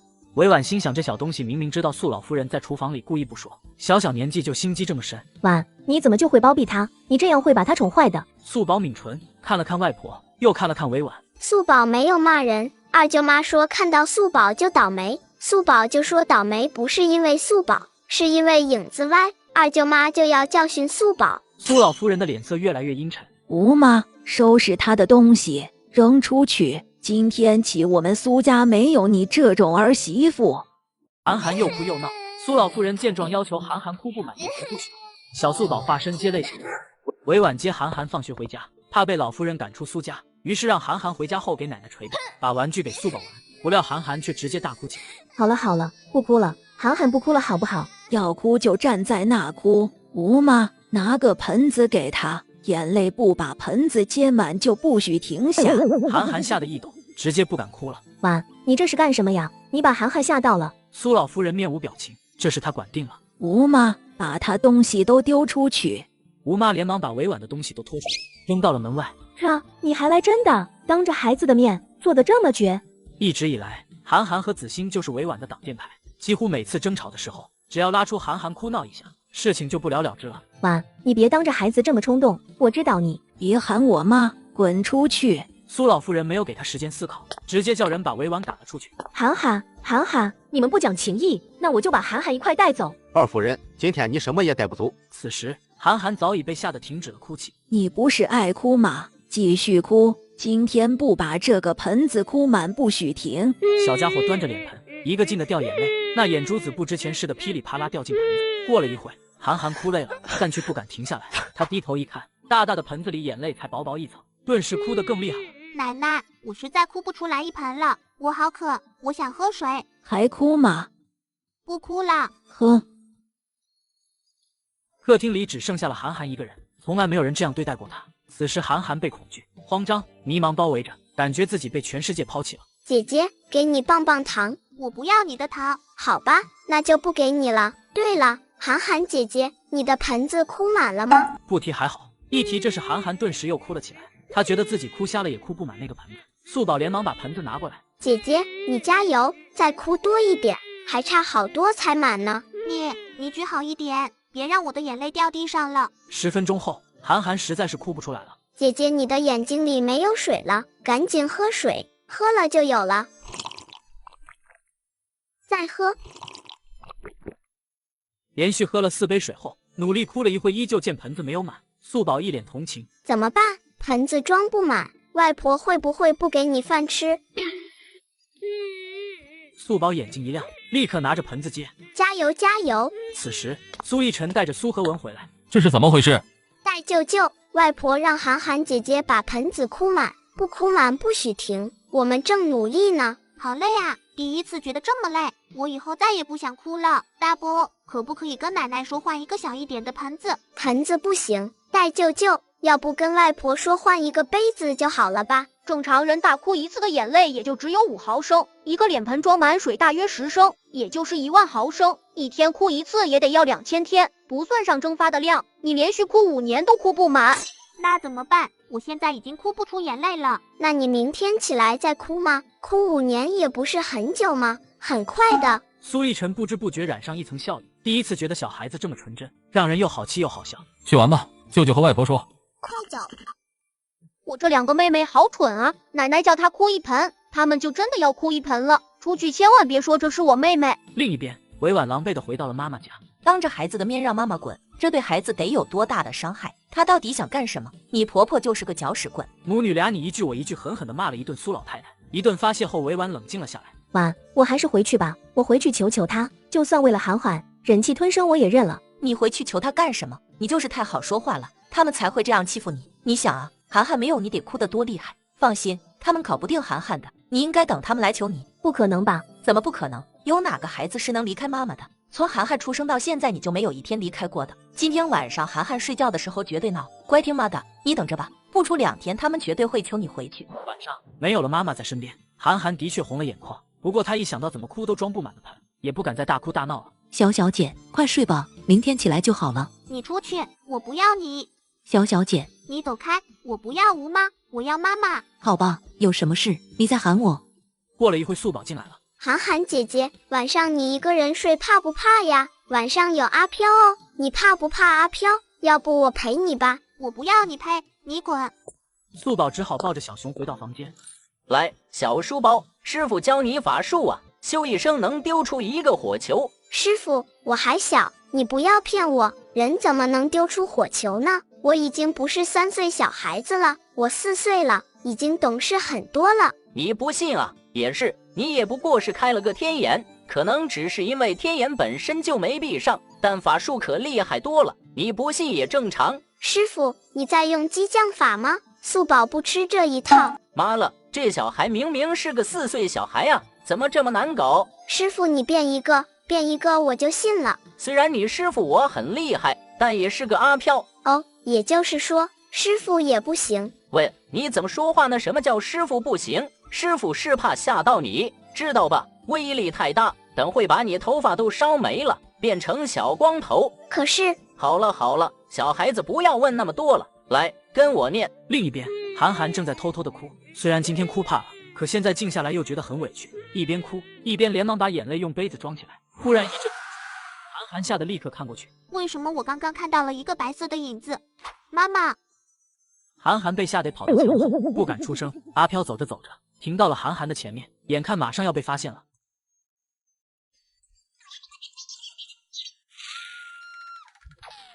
阿飘苍茫而逃跑到窗外，涵涵吓得紧紧抱着素宝哭了起来。乖哦，涵涵姐姐，不怕了。明明素宝自己还是个小孩，却学着个老妈子似的哄着涵涵。对了，涵涵姐姐，你暂停，等我先去拿个水杯。对，就在里面，你快去拿。过了一会，涵涵哭累了，2个小家伙很快就睡着了。苏家周末全家坐直升机来到湿地公园露营，雪儿一家故意接近苏家，委婉偷偷跟随，想带走涵涵。素宝整天在家也闷，明天抽个时间一起去湿地公园露营。外公，露营是什么？露营就是去到野外，在外面住。素宝顿时觉得很奇怪，咱有家，为什么不住家里？哼，乡巴佬！明天我不去露营，我在家打游戏。你这是说的什么话？你给我回来！太上皇发话了，快跑！苏子欣，苏子欣虽然有点怕苏一晨这个大伯，但他心里也是不服气的，转头又继续溜了。老二家这2个孩子，没有一个是好搞。第2天，苏家一家人直接开直升机来到湿地公园。哇，好漂亮！哇，好漂亮！苏老夫人看了一圈，自己的8个儿子都在，莫名的温馨美满。要不是素宝回来，苏家或许永远都没办法这么团圆。小素宝追着小狗跑，小五跟在他身后。涵涵本来还不乐意跟着跑，后面追着渐渐开心起来。草坪上都是2个小女孩的笑声。外婆给你，这是许愿花哦。幼稚。另一边，苏莹儿和苏子琳正在搭帐篷。素宝，我的锤子呢？给我拿过来。来了，锤子在这。给五舅，五舅自己来。不用，素宝来。怎么样，五舅的锤子是不是很威风？呐，超级威风。素宝喜不喜欢？呐，超级喜欢。要锤哪里？二舅舅，我来帮你。这里，把它锤下去。好的，80。雪儿一家听说苏家来到湿地公园露营，为了接近苏家，苏总，你们也在呀？雪儿探头就看到苏和文，双眼一亮。妈妈，我们能在这露营吗？雪儿想和素宝一起玩。雪儿妈刚要说话，我们人多，意思就是你们别来了。雪儿妈有些尴尬，他看向不远处另一块空地。没关系，我们去那边。那我先去拉帐篷。雪儿装作看不出大人神色的样子，跑到素宝旁边。素宝，你在玩什么呀？素宝可能还在生上次生日会雪儿污蔑自己的气，没有理会他。雪儿偷瞄一眼河边的苏和文，我们去那边玩吧。走，姐姐带你玩。我才不要跟你玩。说完立即跑了。雪儿脸色一僵，觉得很委屈。我都这么大度主动来跟你玩了，你怎么能这样？雪儿只好看向韩寒。那我跟你去玩吧，那边有松树，可能有小松鼠哦。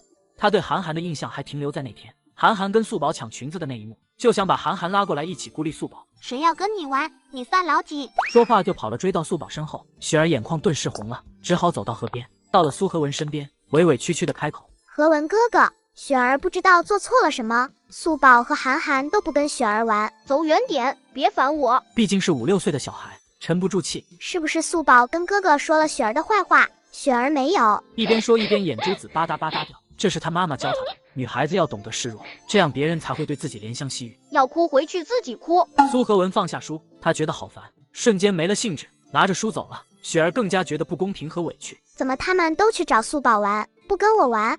无奈，雪儿只好回去了。刚走没几步，雪儿发现树后面躲着一个人，吓了一跳。夏儿，可以过来一下吗？他认识委婉，素宝生日会那天他妈妈跟他说过，要认识委婉阿姨并讨好她。阿姨和苏奶奶吵架了，你可以帮阿姨把韩寒叫过来一下吗？要悄悄的哦。可以呀。韩寒在素宝不远处和小舞玩，雪儿跑过来悄悄和他说了2句话。韩寒看过去，看到妈妈在树后面冲他招手。韩寒看到妈妈赶紧走了过去。委婉看着跑过来的韩寒，眼眶都红了。等不到苏家电话，结果他又跑到苏家，想求苏老夫人见见韩寒。没想到苏家全家都来露营了。委婉想起素宝还没来的时候，苏家一个的都见不到人影，现在全家团圆不说，还一起来露营。妈妈，宝贝，韩寒这2天有没有好好吃饭，好好睡觉？爷爷奶奶说吃饭时间要好好吃饭，过了吃饭时间就不给吃了。就算你饿肚子也不给吃。吃饭时间发脾气不吃的话，是真的会饿肚子的。所以韩寒学会了要乖乖吃饭。你奶奶太不应该了，哪有这样对一个小孩的呀？你还这么小，还在长身体，他们怎么能这样？吃饭时间不想吃很正常呀，过后吃就可以了呀，这也太狠心了。韩寒，我们走，妈妈带你回外婆家。韩寒迟疑的回头看了看，妈妈，我不走，我要在这里玩。委婉的脸一下子就难看了，他想不通，他们都这样对韩寒了，韩寒怎么不舍得走呢？难道韩寒不要妈妈了吗？妈妈说这句话对绝大多数孩子来说都是极具杀伤力的。没有呀。那就是了嘛，妈妈带你去游乐园玩。我不要，我就是想在这里玩呀。为什么妈妈每次都不让我按照我想要的选择呢？韩寒乖，不行，妈妈过2天再带你来这里玩。现在我们先回去。我不要，我就要在这里玩。委婉，你闹够了没有？离婚协议书不肯签，民政局也不肯去。我怎么了？我作为孩子的母亲，难道还不能来看看孩子吗？韩寒走，你不是想在这里玩吗？那妈妈就陪你。委婉拽着韩，想挣脱都挣脱不开。我不要跟妈妈玩，我要跟素宝玩。跟什么素宝玩？素宝这种有心机的孩子，只会把你带歪。才2天不见，韩寒就不喜欢妈妈了。你说是不是素宝怂恿你了？韩寒，你记住了，素宝是个坏小孩，他故意破坏妈妈和爸爸的感情，你不要跟他玩，知道没？原本素宝不来的话，你就是苏家唯一一个公主。你知道你锦玉姑姑吗？她以前是苏家唯一的女孩子，全家人都宠她，想买什么就买什么，想要什么你爷爷奶奶就给她什么。还有你奶奶不给你吃饭，这属于虐待小孩，以后你长大了别理你奶奶。韩寒被吓得大哭。这一会的功夫，苏家几兄弟和老夫人老爷子都过来了，都赶走了，还敢过来死缠烂打，愣着干什么？把韩寒带过来。我都退让到这种地步了，你们还想怎么样啊？非要逼死我们母女吗？苏子林已经压不住，好像一个随时要爆开的炸弹。突然他的手机响起，喂，苏先生你好，我们这边是派出所。不知道电话里说了什么。苏子林紧紧盯着委婉。那你们现在过来吧。委婉看了一眼远处的湖边，眼底闪过一丝狠意。不让我带走韩寒是吧？非要逼我是吧？是你们逼我的。委婉欲带韩寒跳河自尽，小素宝关键时刻使用神力，6年前案件水落石出。小素宝，快拦住他！他竟然动了拉着女儿去死的心思。什么？二舅妈要带着韩寒姐姐自杀？拦住他！委婉脸色一变，自己的目的竟然被素宝拆穿了。他低低抱起韩寒，朝湖边冲去。这时恰巧一辆车开过来，就在这时，不知道从哪里飞过来一个小小的锅铲。找死啊！苏子林迅速上前，把韩寒抱了起来。这是给你玩过家家的小锅铲，素宝居然能把委婉砸晕。大舅舅，素宝好像太用力了一点点。大舅舅说不许在别人面前展现实力。哦，不是，是大力气，我破戒了。没事，他罪有应得。紫菱，我好疼，抱抱我。你没病吧？抱你，我不如抱一头母猪。委婉，你和紫菱离婚已成定局，别逼我撕破脸，到时候让你在京都待不下去。我都成这样了，你们非但不关心，还让我在京都混不下去，到底有没有良心？委婉后悔了，早知道就不该听他妈的馊主意。就在委婉后悔不甘的时候，远处警车飞驰赶来。不许动，委婉，你被逮捕了。为什么抓我？有没有搞错？受伤的是我，你们瞎了吗？委婉，你涉嫌6年前杀害李梅，证据确凿，现在依法对你进行逮捕。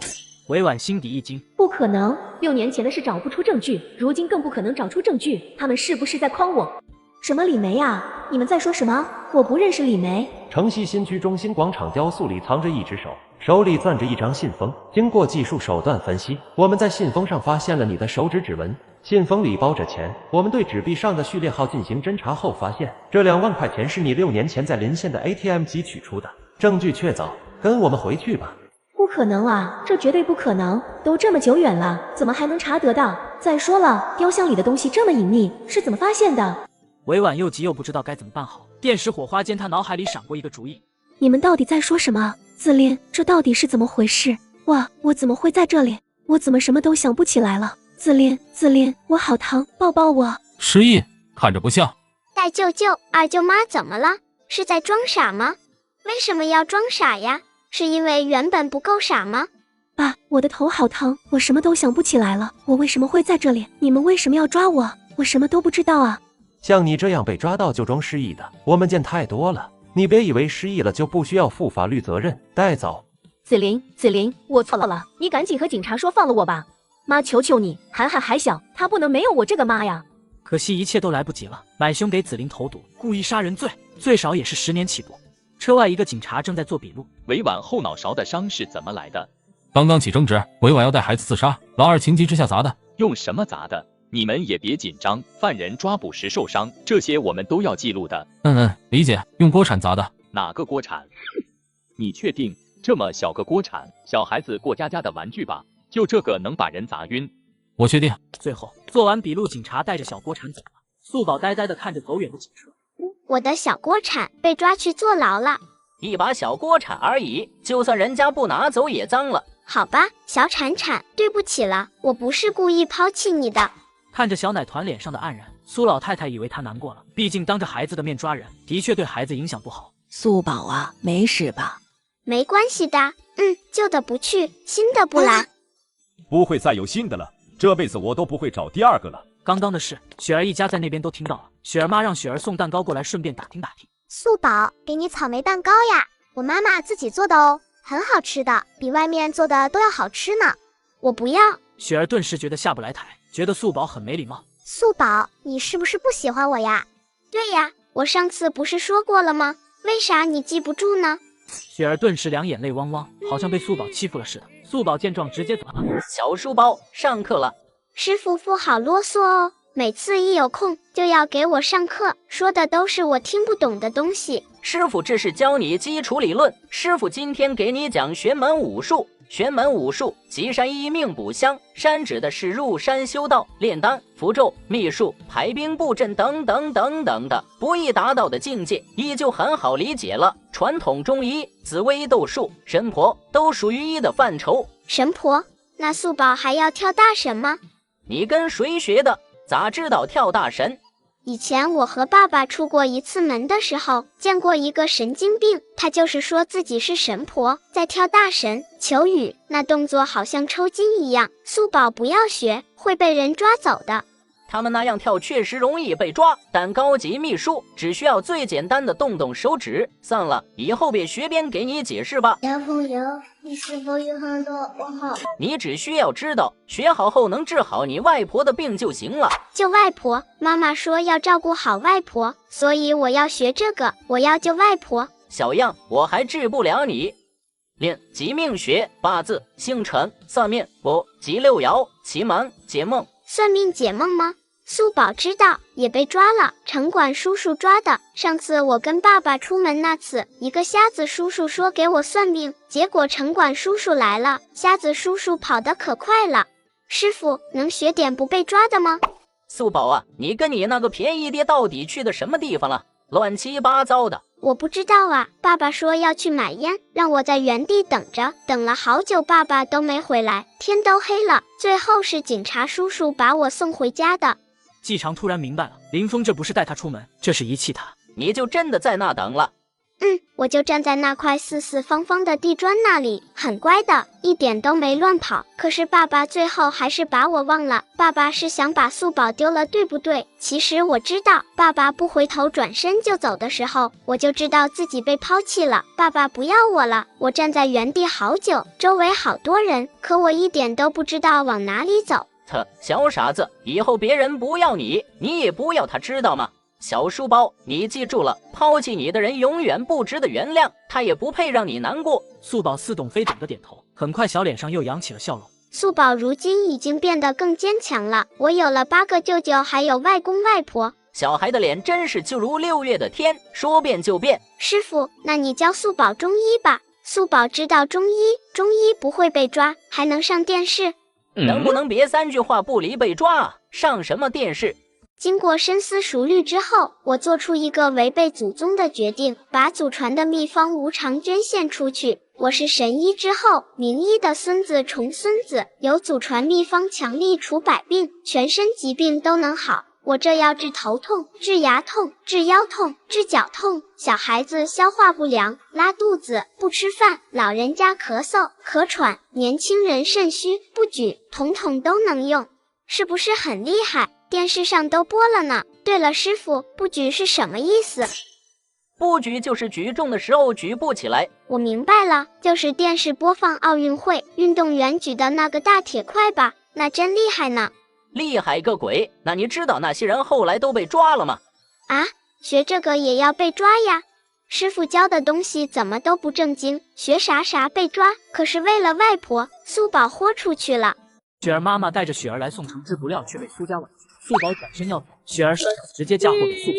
素宝妹妹，你为什么要推我？我没推你，是你自己摔的。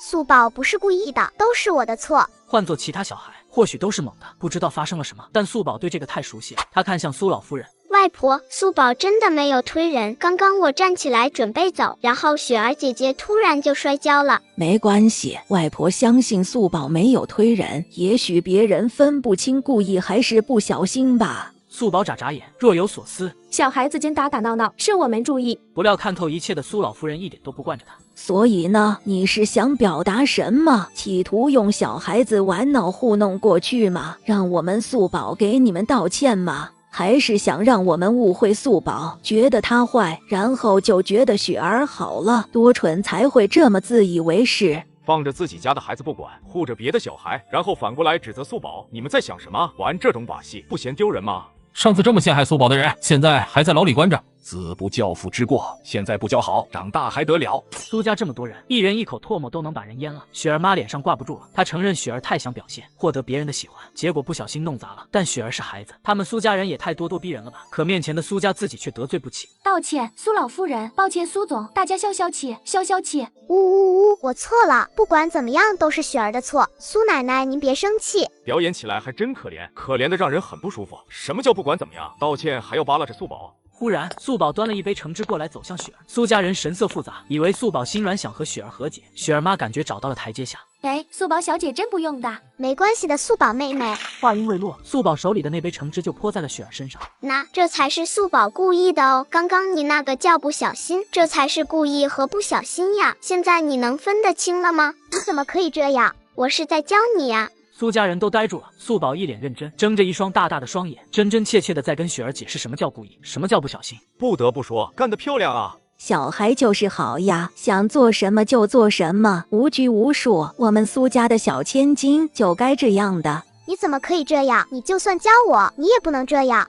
看来雪儿姐姐这次是真哭，不是装哭，是哭得很伤心的那种。对不起，相信雪儿姐姐以后一定能分清楚什么叫故意，什么叫不小心。素宝都道歉了，反而让雪儿妈想指责都指责不了，不得不挤出一个笑脸。没事没事，小孩子嘛正常的，今天打架，明天依旧是好朋友，对不对？不，明天我也不想和他做朋友。不好意思，真的太抱歉了，那我就先带雪儿去换衣服了。雪儿妈带着雪儿匆匆离开，雪儿攥紧了拳头，从没有失利过的她接连在素宝手里丢人，只觉得更讨厌素宝了。外婆，我真的不想和雪儿做朋友。素宝不确定这样好不好，会给外婆添麻烦吗？不想跟他做朋友就不做，我们不需要委屈自己去迁就别人。今天素宝做得很好，谢谢外婆。走，外婆去带你摘树莓。过了一会儿，天色已经渐渐变暗，素宝和外婆来到一处野地，开始寻找树莓。外婆，树莓在哪里？树莓一般藏在灌木丛里，我们找找。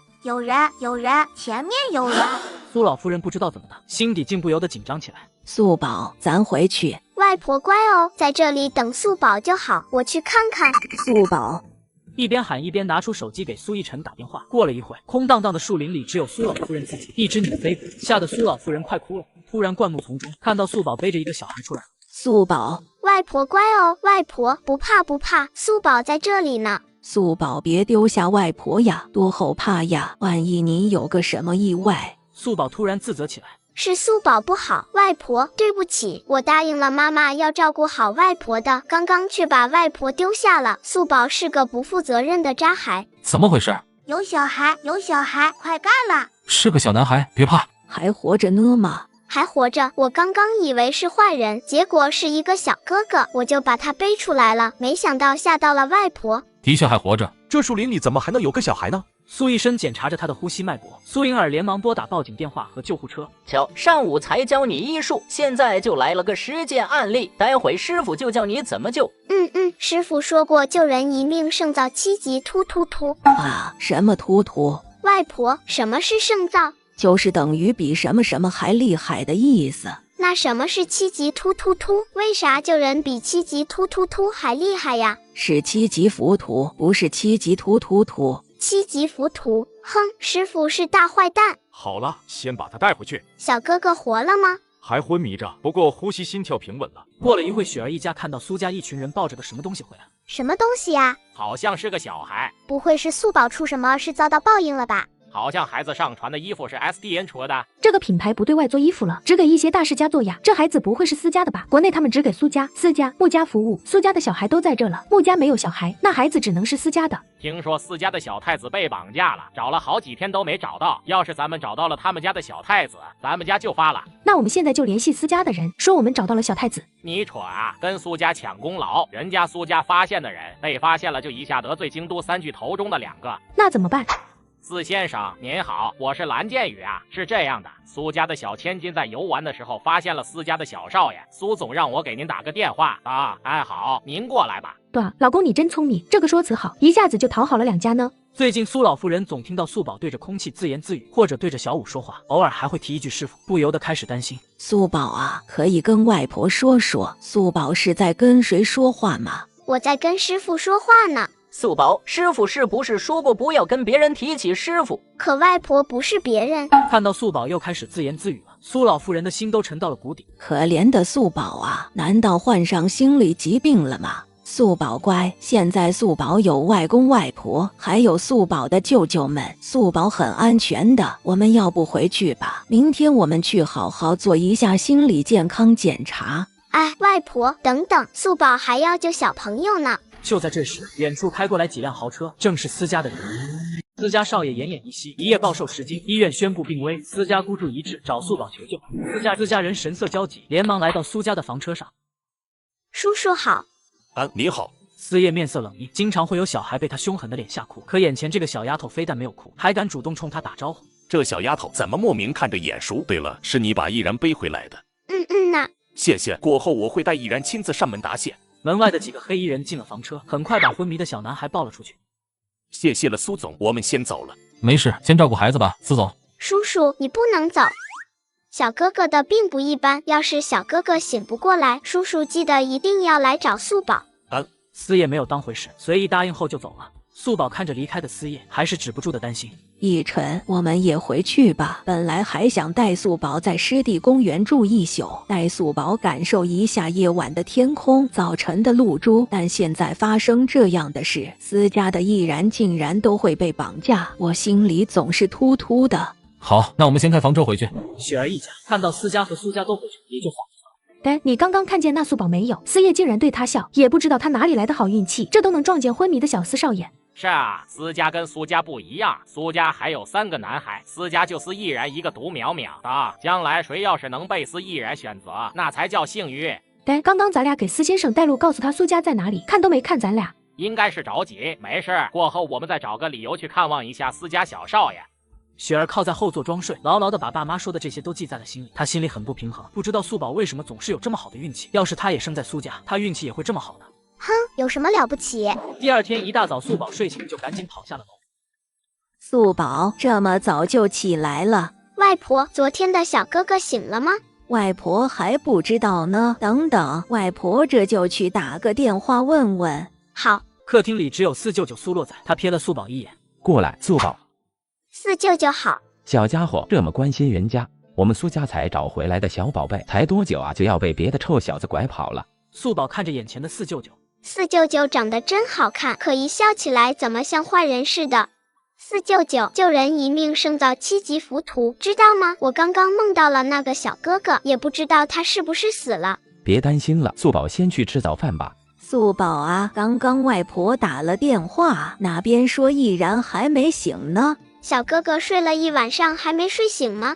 哎，何止是没醒，听说早上已经呼吸暂停，送进了抢救室。另一边，一家私人医院，思叶笔挺地站在抢救室的门外，旁边一个女人焦急地不停来回走动，正是司毅然的妈妈温如云。别担心，没事的。里面抢救的可是我儿子，叫我怎么不担心？这时，一名医生走过来，眼神十分凝重。司先生、司夫人，我们已经尽力了。不可能，不可能！还请你们做好心理准备。刚送来的时候，检查室失血过多，我们已经给输血了。可是不知道为什么，明明各项指标都已经趋于正常，小司少爷呼吸却越来越微弱，并且还有无原因的消瘦。刚进来的时候还有30公斤，现在只有25公斤了。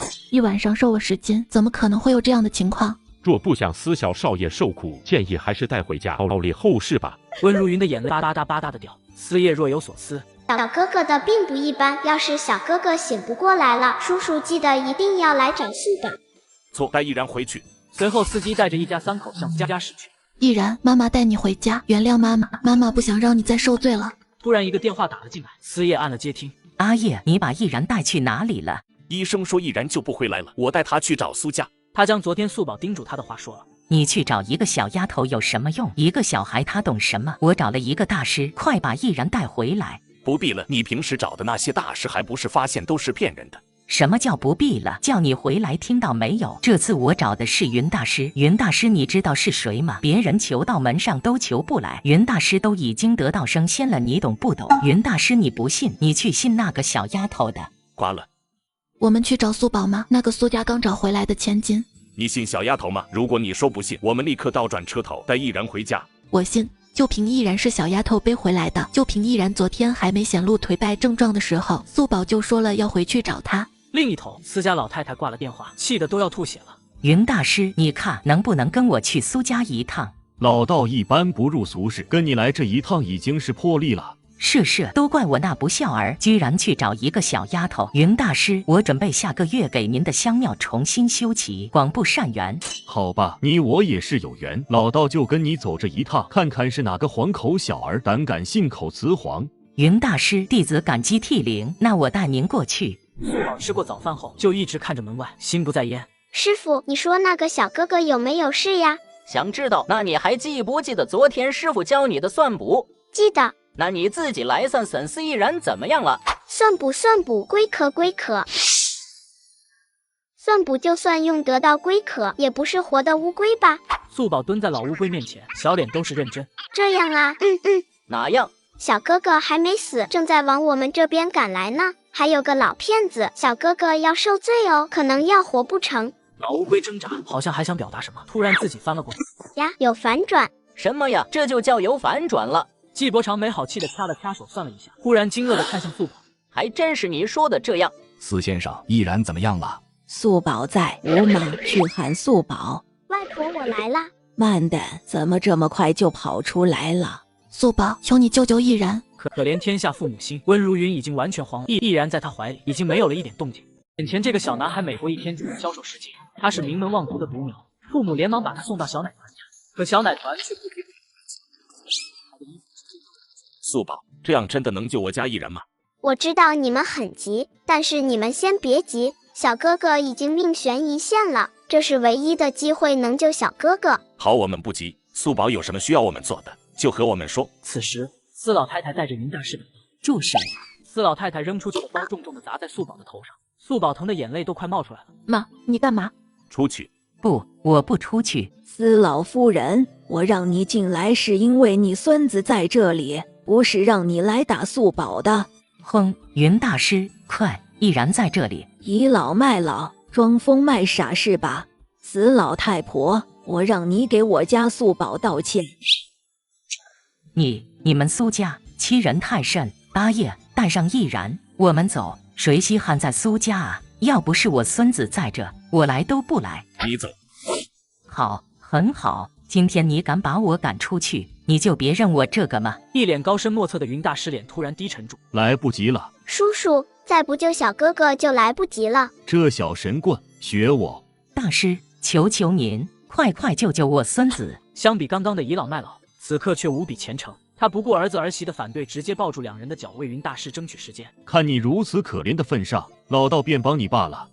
召集神兵收妖破邪有开奇咒，五雷猛将，火车将军，腾天倒地，急急如律令。他是个骗子呀！原来乌龟老爷爷说的有一劫，是这个劫。小孩子懂什么？给我闭嘴！人家可是已经成仙了的大师，你以为你是谁？此等大不敬的话还是少说为妙。本道刚刚做了法，不出5分钟，司小少爷就会醒了。小哥哥不会醒，你做的根本没用。素宝，我们做的已经够多了，别人的事我们也不要掺和了。我们走吧，让他们自己解决。素宝眼眶急出了眼泪。孩子的世界很纯质，一只小动物死了都会难过很久，更别说眼前的是一个人。素宝看向温如云和司夜，温如云豁出去，一把扛起司老太太往外走。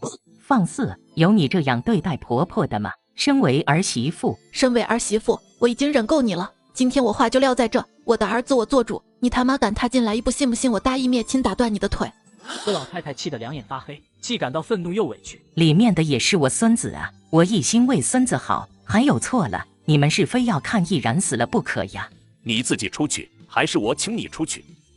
自从我成仙以来，就没有人敢这样对我不敬。这个司家很好，以后来求我都不会再帮他们了。你们这是要害死易然呀？这是要害死我孙子呀！我相信素宝会救回易然。苏奕晨看了看时间，5分钟到了。大师，你不是说5分钟人必醒吗？云大师的脸顿时有些精彩。杀乌鸡，撒贝宁杀乌鸡，杀乌鸡，撒贝宁杀乌鸡。什么杀乌鸡？你这是当过家家吗？简直胡闹！就是呀，简直就是将道法当儿戏。就这他要能把司依然救回来，我倒立吃10斤。突然火盆里的衣服站了起来，赶紧回去吧。过了半晌，却没有看到司依然醒来。温如云瘫在地上，看吧，我真是无语了。一个小孩子你们也信，白白耽误了时间。要是刚刚给我师傅再继续做法，说不定人都救回来了。长风，不可多嘴。都是你们呀，你们不听我的话呀，是你们害死我孙子。你赔我孙子的命，是你害死了我的孙子，我要你给我孙子陪葬。你闭嘴！你敢凶我，我的命好苦啊！孙子没了，儿子也不孝啊！吵死了！司依然竟虚弱地坐了起来。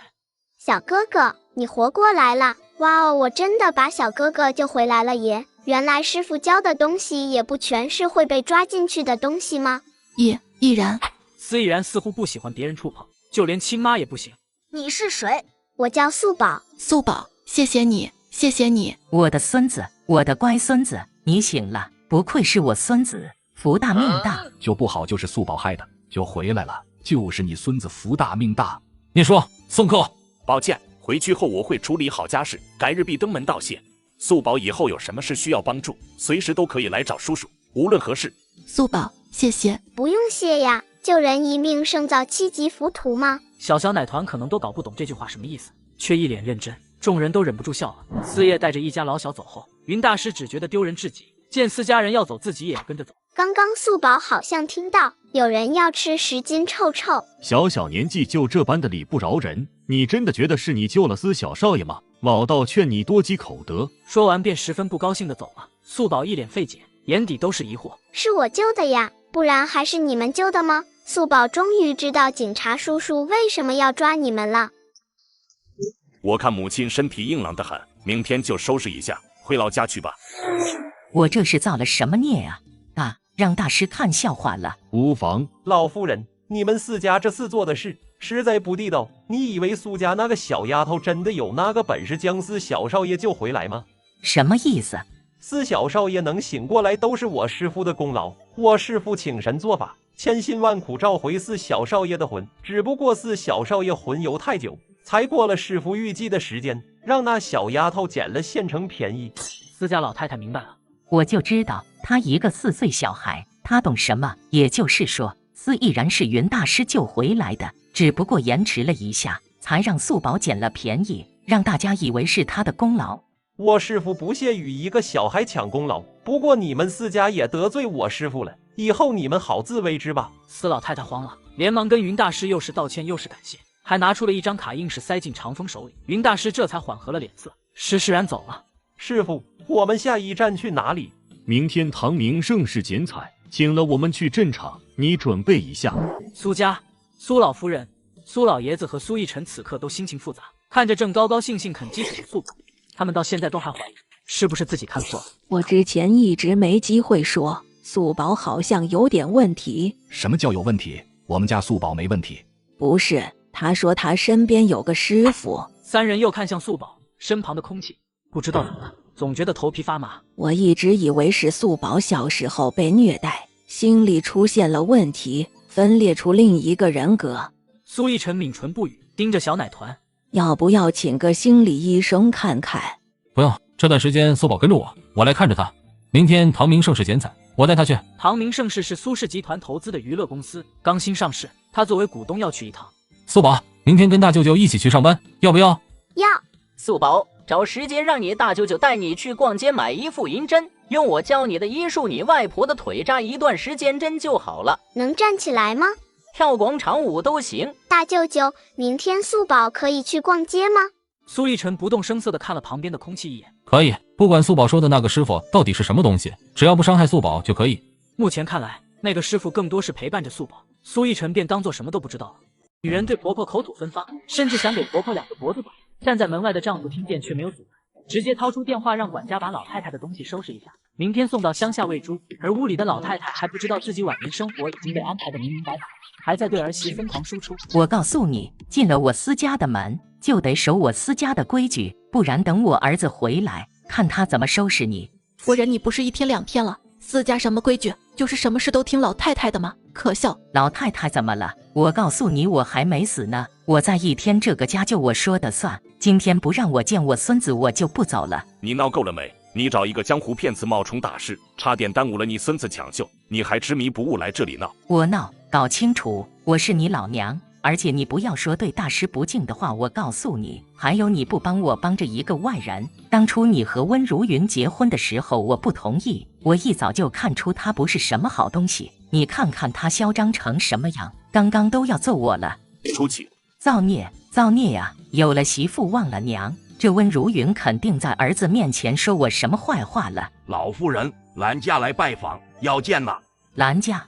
就是昨天给先生打电话的人，他们在露营的时候发现了小少爷，给先生打了电话。我不是素宝发现的易然啊，让他们进来吧。不知道自己即将被送走回乡下的司老太太做出一副女主人的样子，一脸傲娇，准备接受兰家的拜访。苏家是商业领域当之无愧的领头者，司家却是正直一方面的，等会到了里面都注意一点。司家满门忠烈，司老爷子为国捐躯，司叶氏英烈之后，也继承了司老爷子的衣钵，因此司家人口单薄，这一辈只有司毅然这一根独苗。比起其他人员复杂的豪门，不知道多少人盯着司毅然这根独苗。尤其司家的老太太，听说司家如今是他说了算。笑啊，等会讨巧一点，知道吗？讨好了司家老太太，以后我们跟司家的关系就亲近了。雪儿爸一脸的憧憬。您就是司老夫人吧？晚辈见过老夫人。对于雪儿爸的态度，司老夫人很满意。昨天是你们发现我们家易然的吗？不是的，您误会了，只是当时我们也在，就一起参与了救援。兰家很不错，没有冒领功劳，也很尊重我这个老太太，教出来的孩子定然也不差。司奶奶好，我叫雪儿，奶奶看着气色好好哦，奶奶应该有50岁了吧？司老太太愣住，她都70岁了。这孩子真不错，来，坐吧，雪儿坐我这边。司小少爷好点了吗？昨晚我们看到他的时候满身是血，我和我先生很担心，就想过来看望一下。幸亏有云大师把我们毅然救回来了。是神农架的那个云大师吗？司老太太顿时觉得和雪儿妈有了共同话题。是的，云大师不亏已成仙的高人，毅然已经断气了，可云大师硬是将他从鬼门关拉回来了。真的？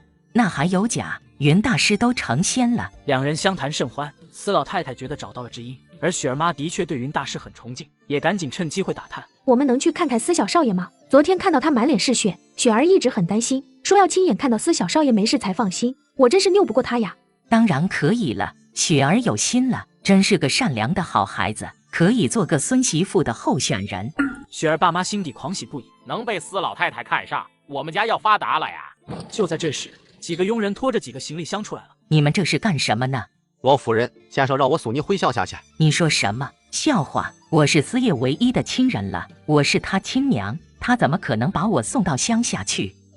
王夫人，确实是真的。胡闹！谁叫你搞这些事情的？温如云是吗？把他给我叫出来，竟敢冒充我儿子把我送走，什么东西？是我说的。你什么意思？有你这么对自己亲娘的吗？你在这里只会给司家捣乱，我看母亲还是回乡下去养老吧，司家的事用不着你管。雪儿爸妈对视一眼，原来司老太太不是司家管事的人呀，亏得我们刚刚还那么狗腿。好你个白眼狼，我辛辛苦苦把你养大。不等老太太哭吼，司爷一个眼神，管家连忙几个佣人把老太太请出去，送到了开往乡下的车上。安言，司先生有事慢慢说，是不是？司老夫人再不是也是您母亲啊。司家的事轮得到你们说话吗？钟叔，把他们赶出去。这时雪儿又开始绿茶表演了。司叔叔，雪儿只是担心。司爷听都没听，直接转身走了。雪儿委屈极了，还没等开始哭，一家人就被赶出了司家。妈妈，雪儿受不了这种委屈。雪儿不哭。突然看到地上一张东西，拿起一看，竟是明天唐明盛世的邀请函，应该是刚刚司老太太身上掉出来的。反正司老太太被赶走了，我们明天可以拿着这个邀请函过去，就说代表司老太太去的。这个剪彩仪式大人物可多了去了，要是认识几个，我们兰家岂不是要发达了？快走！仪式现场就挤满了人。唐明盛世是近1年来强势崛起的娱乐公司，新进的2大流量小生，娱乐圈4小花旦中的2个都在唐明盛世，更别说素宝的4舅舅苏洛与原公司解约，也会出现在仪式现场，正式签约唐明盛世。苏逸晨的车子缓缓开了过来，后面跟着的车子是雪儿家的。怎么办？正好撞见苏总。别怕，我们有邀请函，来都来了。今天来的大人物很多，这可是我们兰家的机会呀！走吧，一会见苏总，只要是人，肯定就喜欢别人拍马屁。后面的车是兰家的吧？兰家谁请来的？苏总，能进来的都是有邀请函的，我一会让工作人员去查。不用了，直接把他们请出去吧。好。苏逸晨下车后带着素宝走在红毯，别人随意照相。以前苏景玉被苏家扛着，到死了也没领略到世界的繁华，甚至世人都不知道他。如今他们家的素宝值得让全世界都知道，她就是苏家团宠的小公主。另一边，雪儿一家才到门口就被工作人员拦住了。请问你们有邀请函吗？要啊，司先生有事不能来，司老太太让我们代表司家来的。明明是偷偷捡来的邀请函，就仗着司老太太被赶到乡下了，雪儿一家居然理直气壮的。工作人员一愣，对，没错啊。而爸趁着工作人员惊疑不定的时候，立刻带着雪儿妈和雪儿进去了。当初遇男人只是把头剃光，摇身一变，伪装成了成仙的大师，招摇撞骗，短短几个月就敛财千万。活动现场被包围的水泄不通，里面不乏大老板和知识分子，就连活动主办方也深信不疑，请求大师指导会场布局。其他的都没什么问题，把中间的大屏幕向东边挪7尺3寸，即可对应上今日的星辰吉时。不，大师不愧是大师，眼就是尺，我们马上去挪。大师，帮我看看我还能不能有孩子。云大师，我全家都喜欢你，可以帮我看看什么时候发财吗？这些人真是的，连个像样的 VIP 包间都没准备，太不像话了，弄得这么多人围着我们。无妨，来这一趟只是正好有缘罢了。我们又不追求世俗金钱和名利，即便身在闹市，也该有淡泊安然的境界。师傅教训的是。雪儿一家溜进来后，跟几个上流人士交换名片后，发现云大师竟也在会场。哦，去那边是云大师，真的是云大师。听说有个濒临破产的老总求了云大师，结果公司非但转危为安，还一路逆风而上。还有一个心梗快死的老太太，硬生生被云大师从鬼门关拉了回来。雪儿家不知道托人打听找了多少回云大师，连人都没见到。两人压着心底的激动，立刻上前。云大师，您好，您好，久仰大名呀。昨天我和司老夫人聊天的时候，老夫人就跟我提起过您，说前几天司小少爷被医院下了病危，都救不好了。但是云大师您把司小少爷从鬼门关拉了回来，今天我们也是司家让过来的。司老夫人还说您安贫乐道，都不接受他们的感谢。要是有缘见到您，让我们跟您道个谢呢。您看，这真的就有缘见到了。雪儿妈巧妙地把我们是代表司家来的以及吹捧云大师都结合在了一起。代表司家来的啊！这家人竟然还认识司家，了不起！这孩子有福。还请教大师，这怎么说？本道昨日救司家小少爷的时候，看了他的面相和八字，还叹小少爷福大命大，此命格世间难出其二。没想到今天就看到了第二个，你家这孩子面相和命格和司小少爷很贴合，实乃天造地设，天作之合。若能在一起，必定双方都冲上云霄。这意思是我家雪儿将来也很了不起了，还有可能和司家小少爷在一起。雪儿爸也是惊喜不已，能和四家联姻，那我们还愁什么？小素宝被苏逸晨抱着进场，正好看到仪式台上那个巨大的屏幕被搬动，往东边挪了一点。大舅舅，叔叔们为什么要把屏幕挪动呀？那个大屏幕挪到一边，看着就不舒服了。苏逸晨看了一眼，的确那个屏幕挪动之后，两边就不对称了。去告诉他们把屏幕摆正。这怎么回事？不是让你们把屏幕往东挪吗？是这样的，上面大领导说要挪。我不管你们是什么大领导，既然请了我师傅来，就该遵我师傅的布置，这都是为你们好。叫你们挪的人，他懂什么是风水吗？我让挪的，你有意见？素宝看到的景象，小脸上不由得愣住。只见一个阿飘正在云大师和雪儿头上反复横跳，这景象就好像狗在挑地方拉屎那种感觉。想到狗拉屎，素宝一下子就想起了昨天长风说吃屎10斤的誓言。这个哥哥，你昨天说倒立吃10斤臭臭，你后来回去后吃了吗？哥哥，倒立吃屎会糊到脸上吗？能咽得下去吗？有没有撑到小肚肚呀？昨天素宝问了何问哥哥，哥哥说10斤屎大概有1大桶哦。什么1.2乘以10的几个铁桶，素宝记不得何问哥哥具体说什么了，就是这么1大桶。如果这个哥哥真的吃完了，那他真是太厉害了。素宝用崇拜的眼神看着长风，又是这个小东西，我到哪里这小东西就跟着到哪里，简直阴魂不散。小小年纪口出粗鄙之言，成何体统？对对，就是好大一体统。骗子大师你也吃了吗？不敬天不敬地，对事物毫无敬畏。老道看你这面相，实乃天煞孤星也。众人脸色微微一变，苏家小千金回归这么大的事，圈子里的人多多少少打听过。这孩子2岁多的时候就死了吗？3岁多的时候后妈肚子里的孩子也流产了，他爸也破产锒铛入狱缸。回苏家后，听说还把他二舅舅和二舅妈弄得离婚了。素宝才不是天煞孤星，素宝福着呢。没错，素宝是小福宝。是谁负责的会场布置？把这2个骗子给我赶出去！敬罢。长风，收拾东西，此等苦主不救也罢。苏家真是不识好歹。我们不计前嫌来帮你们镇场，你们还这样对我师傅不敬，以后你们出了什么事也别来求我师傅。报警！很厉害是吧？那就别走了。云大师的脸色顿时一僵。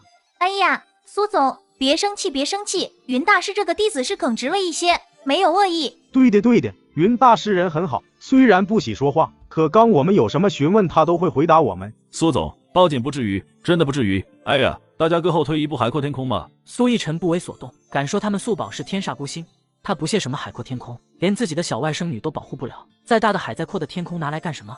云大师察言观色，正撞上苏逸晨的眼神，心底不由得一惊。本道不愿与人争辩，长风，我们走。大师傅，你别生气，素宝妹妹还太小了，她不懂事。素宝妹妹不是故意惹大师傅生气的。素宝妹妹，云大师傅很厉害的呢，素宝妹妹这样是不对的，快和大师道歉吧。雪儿可还真是善良，不愧是云大师说的好命格啊。哥这表现什么呢？这一番话，那反复横跳的阿飘最终停留在了雪儿头上。雪儿觉得自己又获得关注了，当即更卖力表现。素宝，你跟云大师说句对不起好不好呀？不好。你算什么东西？站在哪个立场？又有什么资格要我家素宝道歉？雪儿愣住，似乎很难过，都快哭了。对不起，苏叔叔，雪儿只是不想大家吵架，可是雪儿真笨，不会说话，惹您生气了。苏一晨厌烦不已，他搞不明白这么小的小孩是怎么养出这种虚伪毛病的。苏总不好意思，雪儿一片好心，不过小孩子嘛，心思单纯，不会说话，您请见谅。素宝，你问问云大师，这么厉害，能不能算出等会自己什么命运？云大师，你这么厉害，能不能算出自己的命运？医者不自医，算命者看不清自己的命运，这你都不懂吗？我不懂，我只是个小孩子，大师算不出来，所以大师也没那么厉害喽，真没用。这个小孩也太讨厌了，那你又懂了？我懂呀。好了，长风，不必和小孩计较，本道很忙，走吧。众人觉得有点奇怪，云大师怎么好像很急着要走？云大师，算大。对呀，总有人不知道云大师的厉害吗？算一下，让他们知道。云大师见众人目光，没办法，只好硬着头皮开始算。本道会遇到些小麻烦，不过身正不怕影子斜，并无大碍。大师，你算错了，素宝来给你算。老乌龟，大师看好了哦。原来如此。这样能算命的话，他们人人都是大师了。哈哈，你算出什么来了吗？大师将有大运哦，一辈子不愁吃饭，吃屎的小哥哥就没这么幸运了，只能吃10年。这是什么鬼？大师骗了好多钱，等会被警察叔叔抓，然后就出不来了。众人才反应过来，他说的吃饭是吃什么饭？你乱说什么？我师父得道高人，人人尊敬，就算局子里的领导都请过我师父，怎么可能会被抓？正说着，就见走来几个警察。谁是云大师？4岁小奶团参加活动遇到奇怪的眼前的骗子叔叔明明就要被警察带走，可却丝毫不慌，甚至哼起了小曲。警察同志，我上个月还跟你们局长一块吃过饭，你们是不是抓错人了？抓的就是你，跟我们走吧。为什么抓我师父？你们不知道我师父是谁吗？你们局长呢？叫你们局长过来。你师父云荣坤，山炮小学毕业，毕业后在电子厂打了5年螺丝，因盗窃罪被判2年，出狱后在天桥下算命骗钱，将一个老大姐3万块治病的救命钱骗走了，现在还敢在这招摇撞骗，叫谁来也没用，带走。众人都惊呆了。如果警察说的是真的，那岂不是云大师就是个骗子？而且我们刚刚还奉承着这么个骗子，感觉自己好像傻呗。我可不认你们罗列的罪名，你们这是污蔑，我要请律师。没错，你们肯定搞错了，我师父昨天刚救了4家小少爷，不信你们打电话问4先生，他并没有救过易然，反倒我该问问云大师，昨天骗走我母亲的一张银行卡呢？警察直接把云大师按着头带走了。众人看着被带走的云大师，心底的情绪更是一言难尽。抱歉，我老母亲糊涂了，别人一哄她高兴，她就把邀请函偷偷给毫不相干的人了。无妨，我刚刚就叫人把他们赶出去了，只是不知道出了什么事，他们还在这里。这话犹如一个巴掌打在雪儿一家脸上。原来是骗来的邀请函，我就说呢，刚刚怎么跟骗子一唱一和的，把自己都捧上去了，原来也是骗子。兰家就是一个不入流的小家族，不，连家族都算不上。哎，我刚刚就奇怪这种人怎么能来这里的。就是刚刚人家还跟骗子一唱一和，说他们家小孩跟4家小少爷是天造地设的一对呢。雪儿爸妈涨红了脸，原本是要拓宽人脉的，给自己脸上镀金的，没想到却被4爷打了脸。我们也不知道呀。刚谁做的接待？是他们强行进来，说是4家委托，不信就给4家打电话，我这就把他们赶出去。工作人员连忙叫了保安把梁家赶走了。刚刚云大师不是还说了吗？我未来与众不同，甚至和4家小少爷是一对呀，怎么转眼就这样了？小哥哥坐这边呢。昨天谢谢你给我的吗？只有1颗，是专门给我的吗？我觉得还是问清楚比较好。我和小哥哥是2个小朋友，糖果只有1颗，不够分。万一我吃了，小哥哥突然哭了怎么办？才不是，刚刚在门口顺手拿的。哦，确认司毅然不吃，素宝动作飞快，偷偷瞧了一眼大舅舅，正在和司叔叔说话，赶紧把糖放到嘴里。好吃，好吃呀！嘘，不许说话，要是大舅舅发现，就不给我吃了。你怕你大舅舅？才不是怕呢，就是我牙齿坏掉了1颗，大舅舅和外婆他们都不许我吃糖。你怎么那么喜欢吃糖啊？以前素宝被小妈打，然后爸爸又不听素宝的解释，素宝觉得很难过，然后我不小心在沙发底下捡到1颗糖，那时候我好饿，那颗糖的甜我一下就记住了。司毅然沉默不语，但心底却记住了素宝的话，记住了他喜欢吃糖。这时，突然几个名媛看到素宝呀，苏小小姐在这呀。苏小小姐，你喜欢吃糖呀？你好呀，你叫什么名字？我叫苏子素。苏子素，你真可爱。阿姨，你嗓子里是卡住了什么东西吗？什么？阿姨，你说话声音很奇怪，好难听。阿姨，你是不是有病，所以不能好好说话？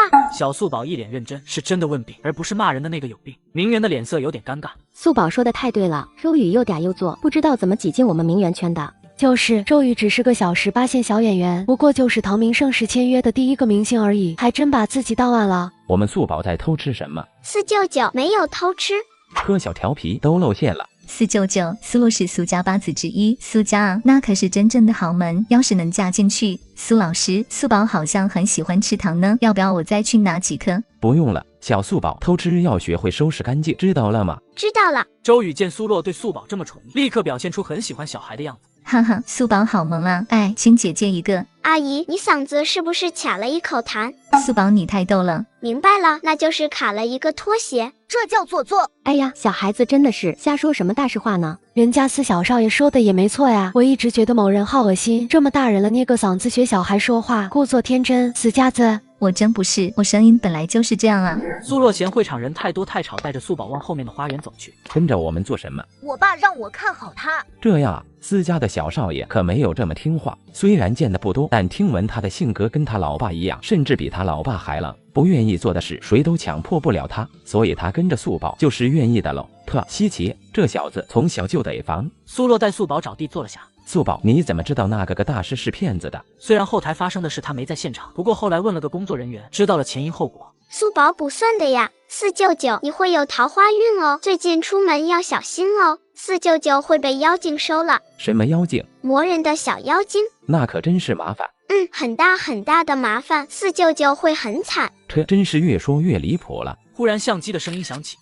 苏洛对镜头很敏锐，很快就发现躲在暗处的记者。苏洛收回视线，并不在意。一个反派一样的男人和一个小奶团有说有笑，太有爱了。苏家最宠爱的小公主，就该全世界都知道，就是这么高调。他们要让素宝活成所有人都羡慕的对象，他们的小公主永远都是他们的公主。见到苏洛不反对，记者们顿时激动了。苏老师，看这里。苏老师，这是你小外甥女吗？太可爱了。素宝小姐笑一个。影帝苏洛对着镜头笑得漫不经心。原本我最讨厌拍照了，但要是跟小素宝一起，那勉强可以接受吧。苏老师，苏洛不知道怎么的，忽然想起素宝刚刚的话，心底没来由一沉。要是我的桃花是周宇，老子今夜就连夜把人嘎了。周宇往苏洛身边一站，再加上素宝跟一家三口似的，记者嗅觉敏锐，立刻咔咔拍照。这照片要是发出去，接下来1周的话题都有了。苏老师，刚刚人家是不是说错什么话了？如果有，那人家给苏老师道歉。没人说你很烦吗？我是因为我的声音吗？苏老师，这真的是我原本的声音。你要是不喜欢，我今天开始训练声色。滚！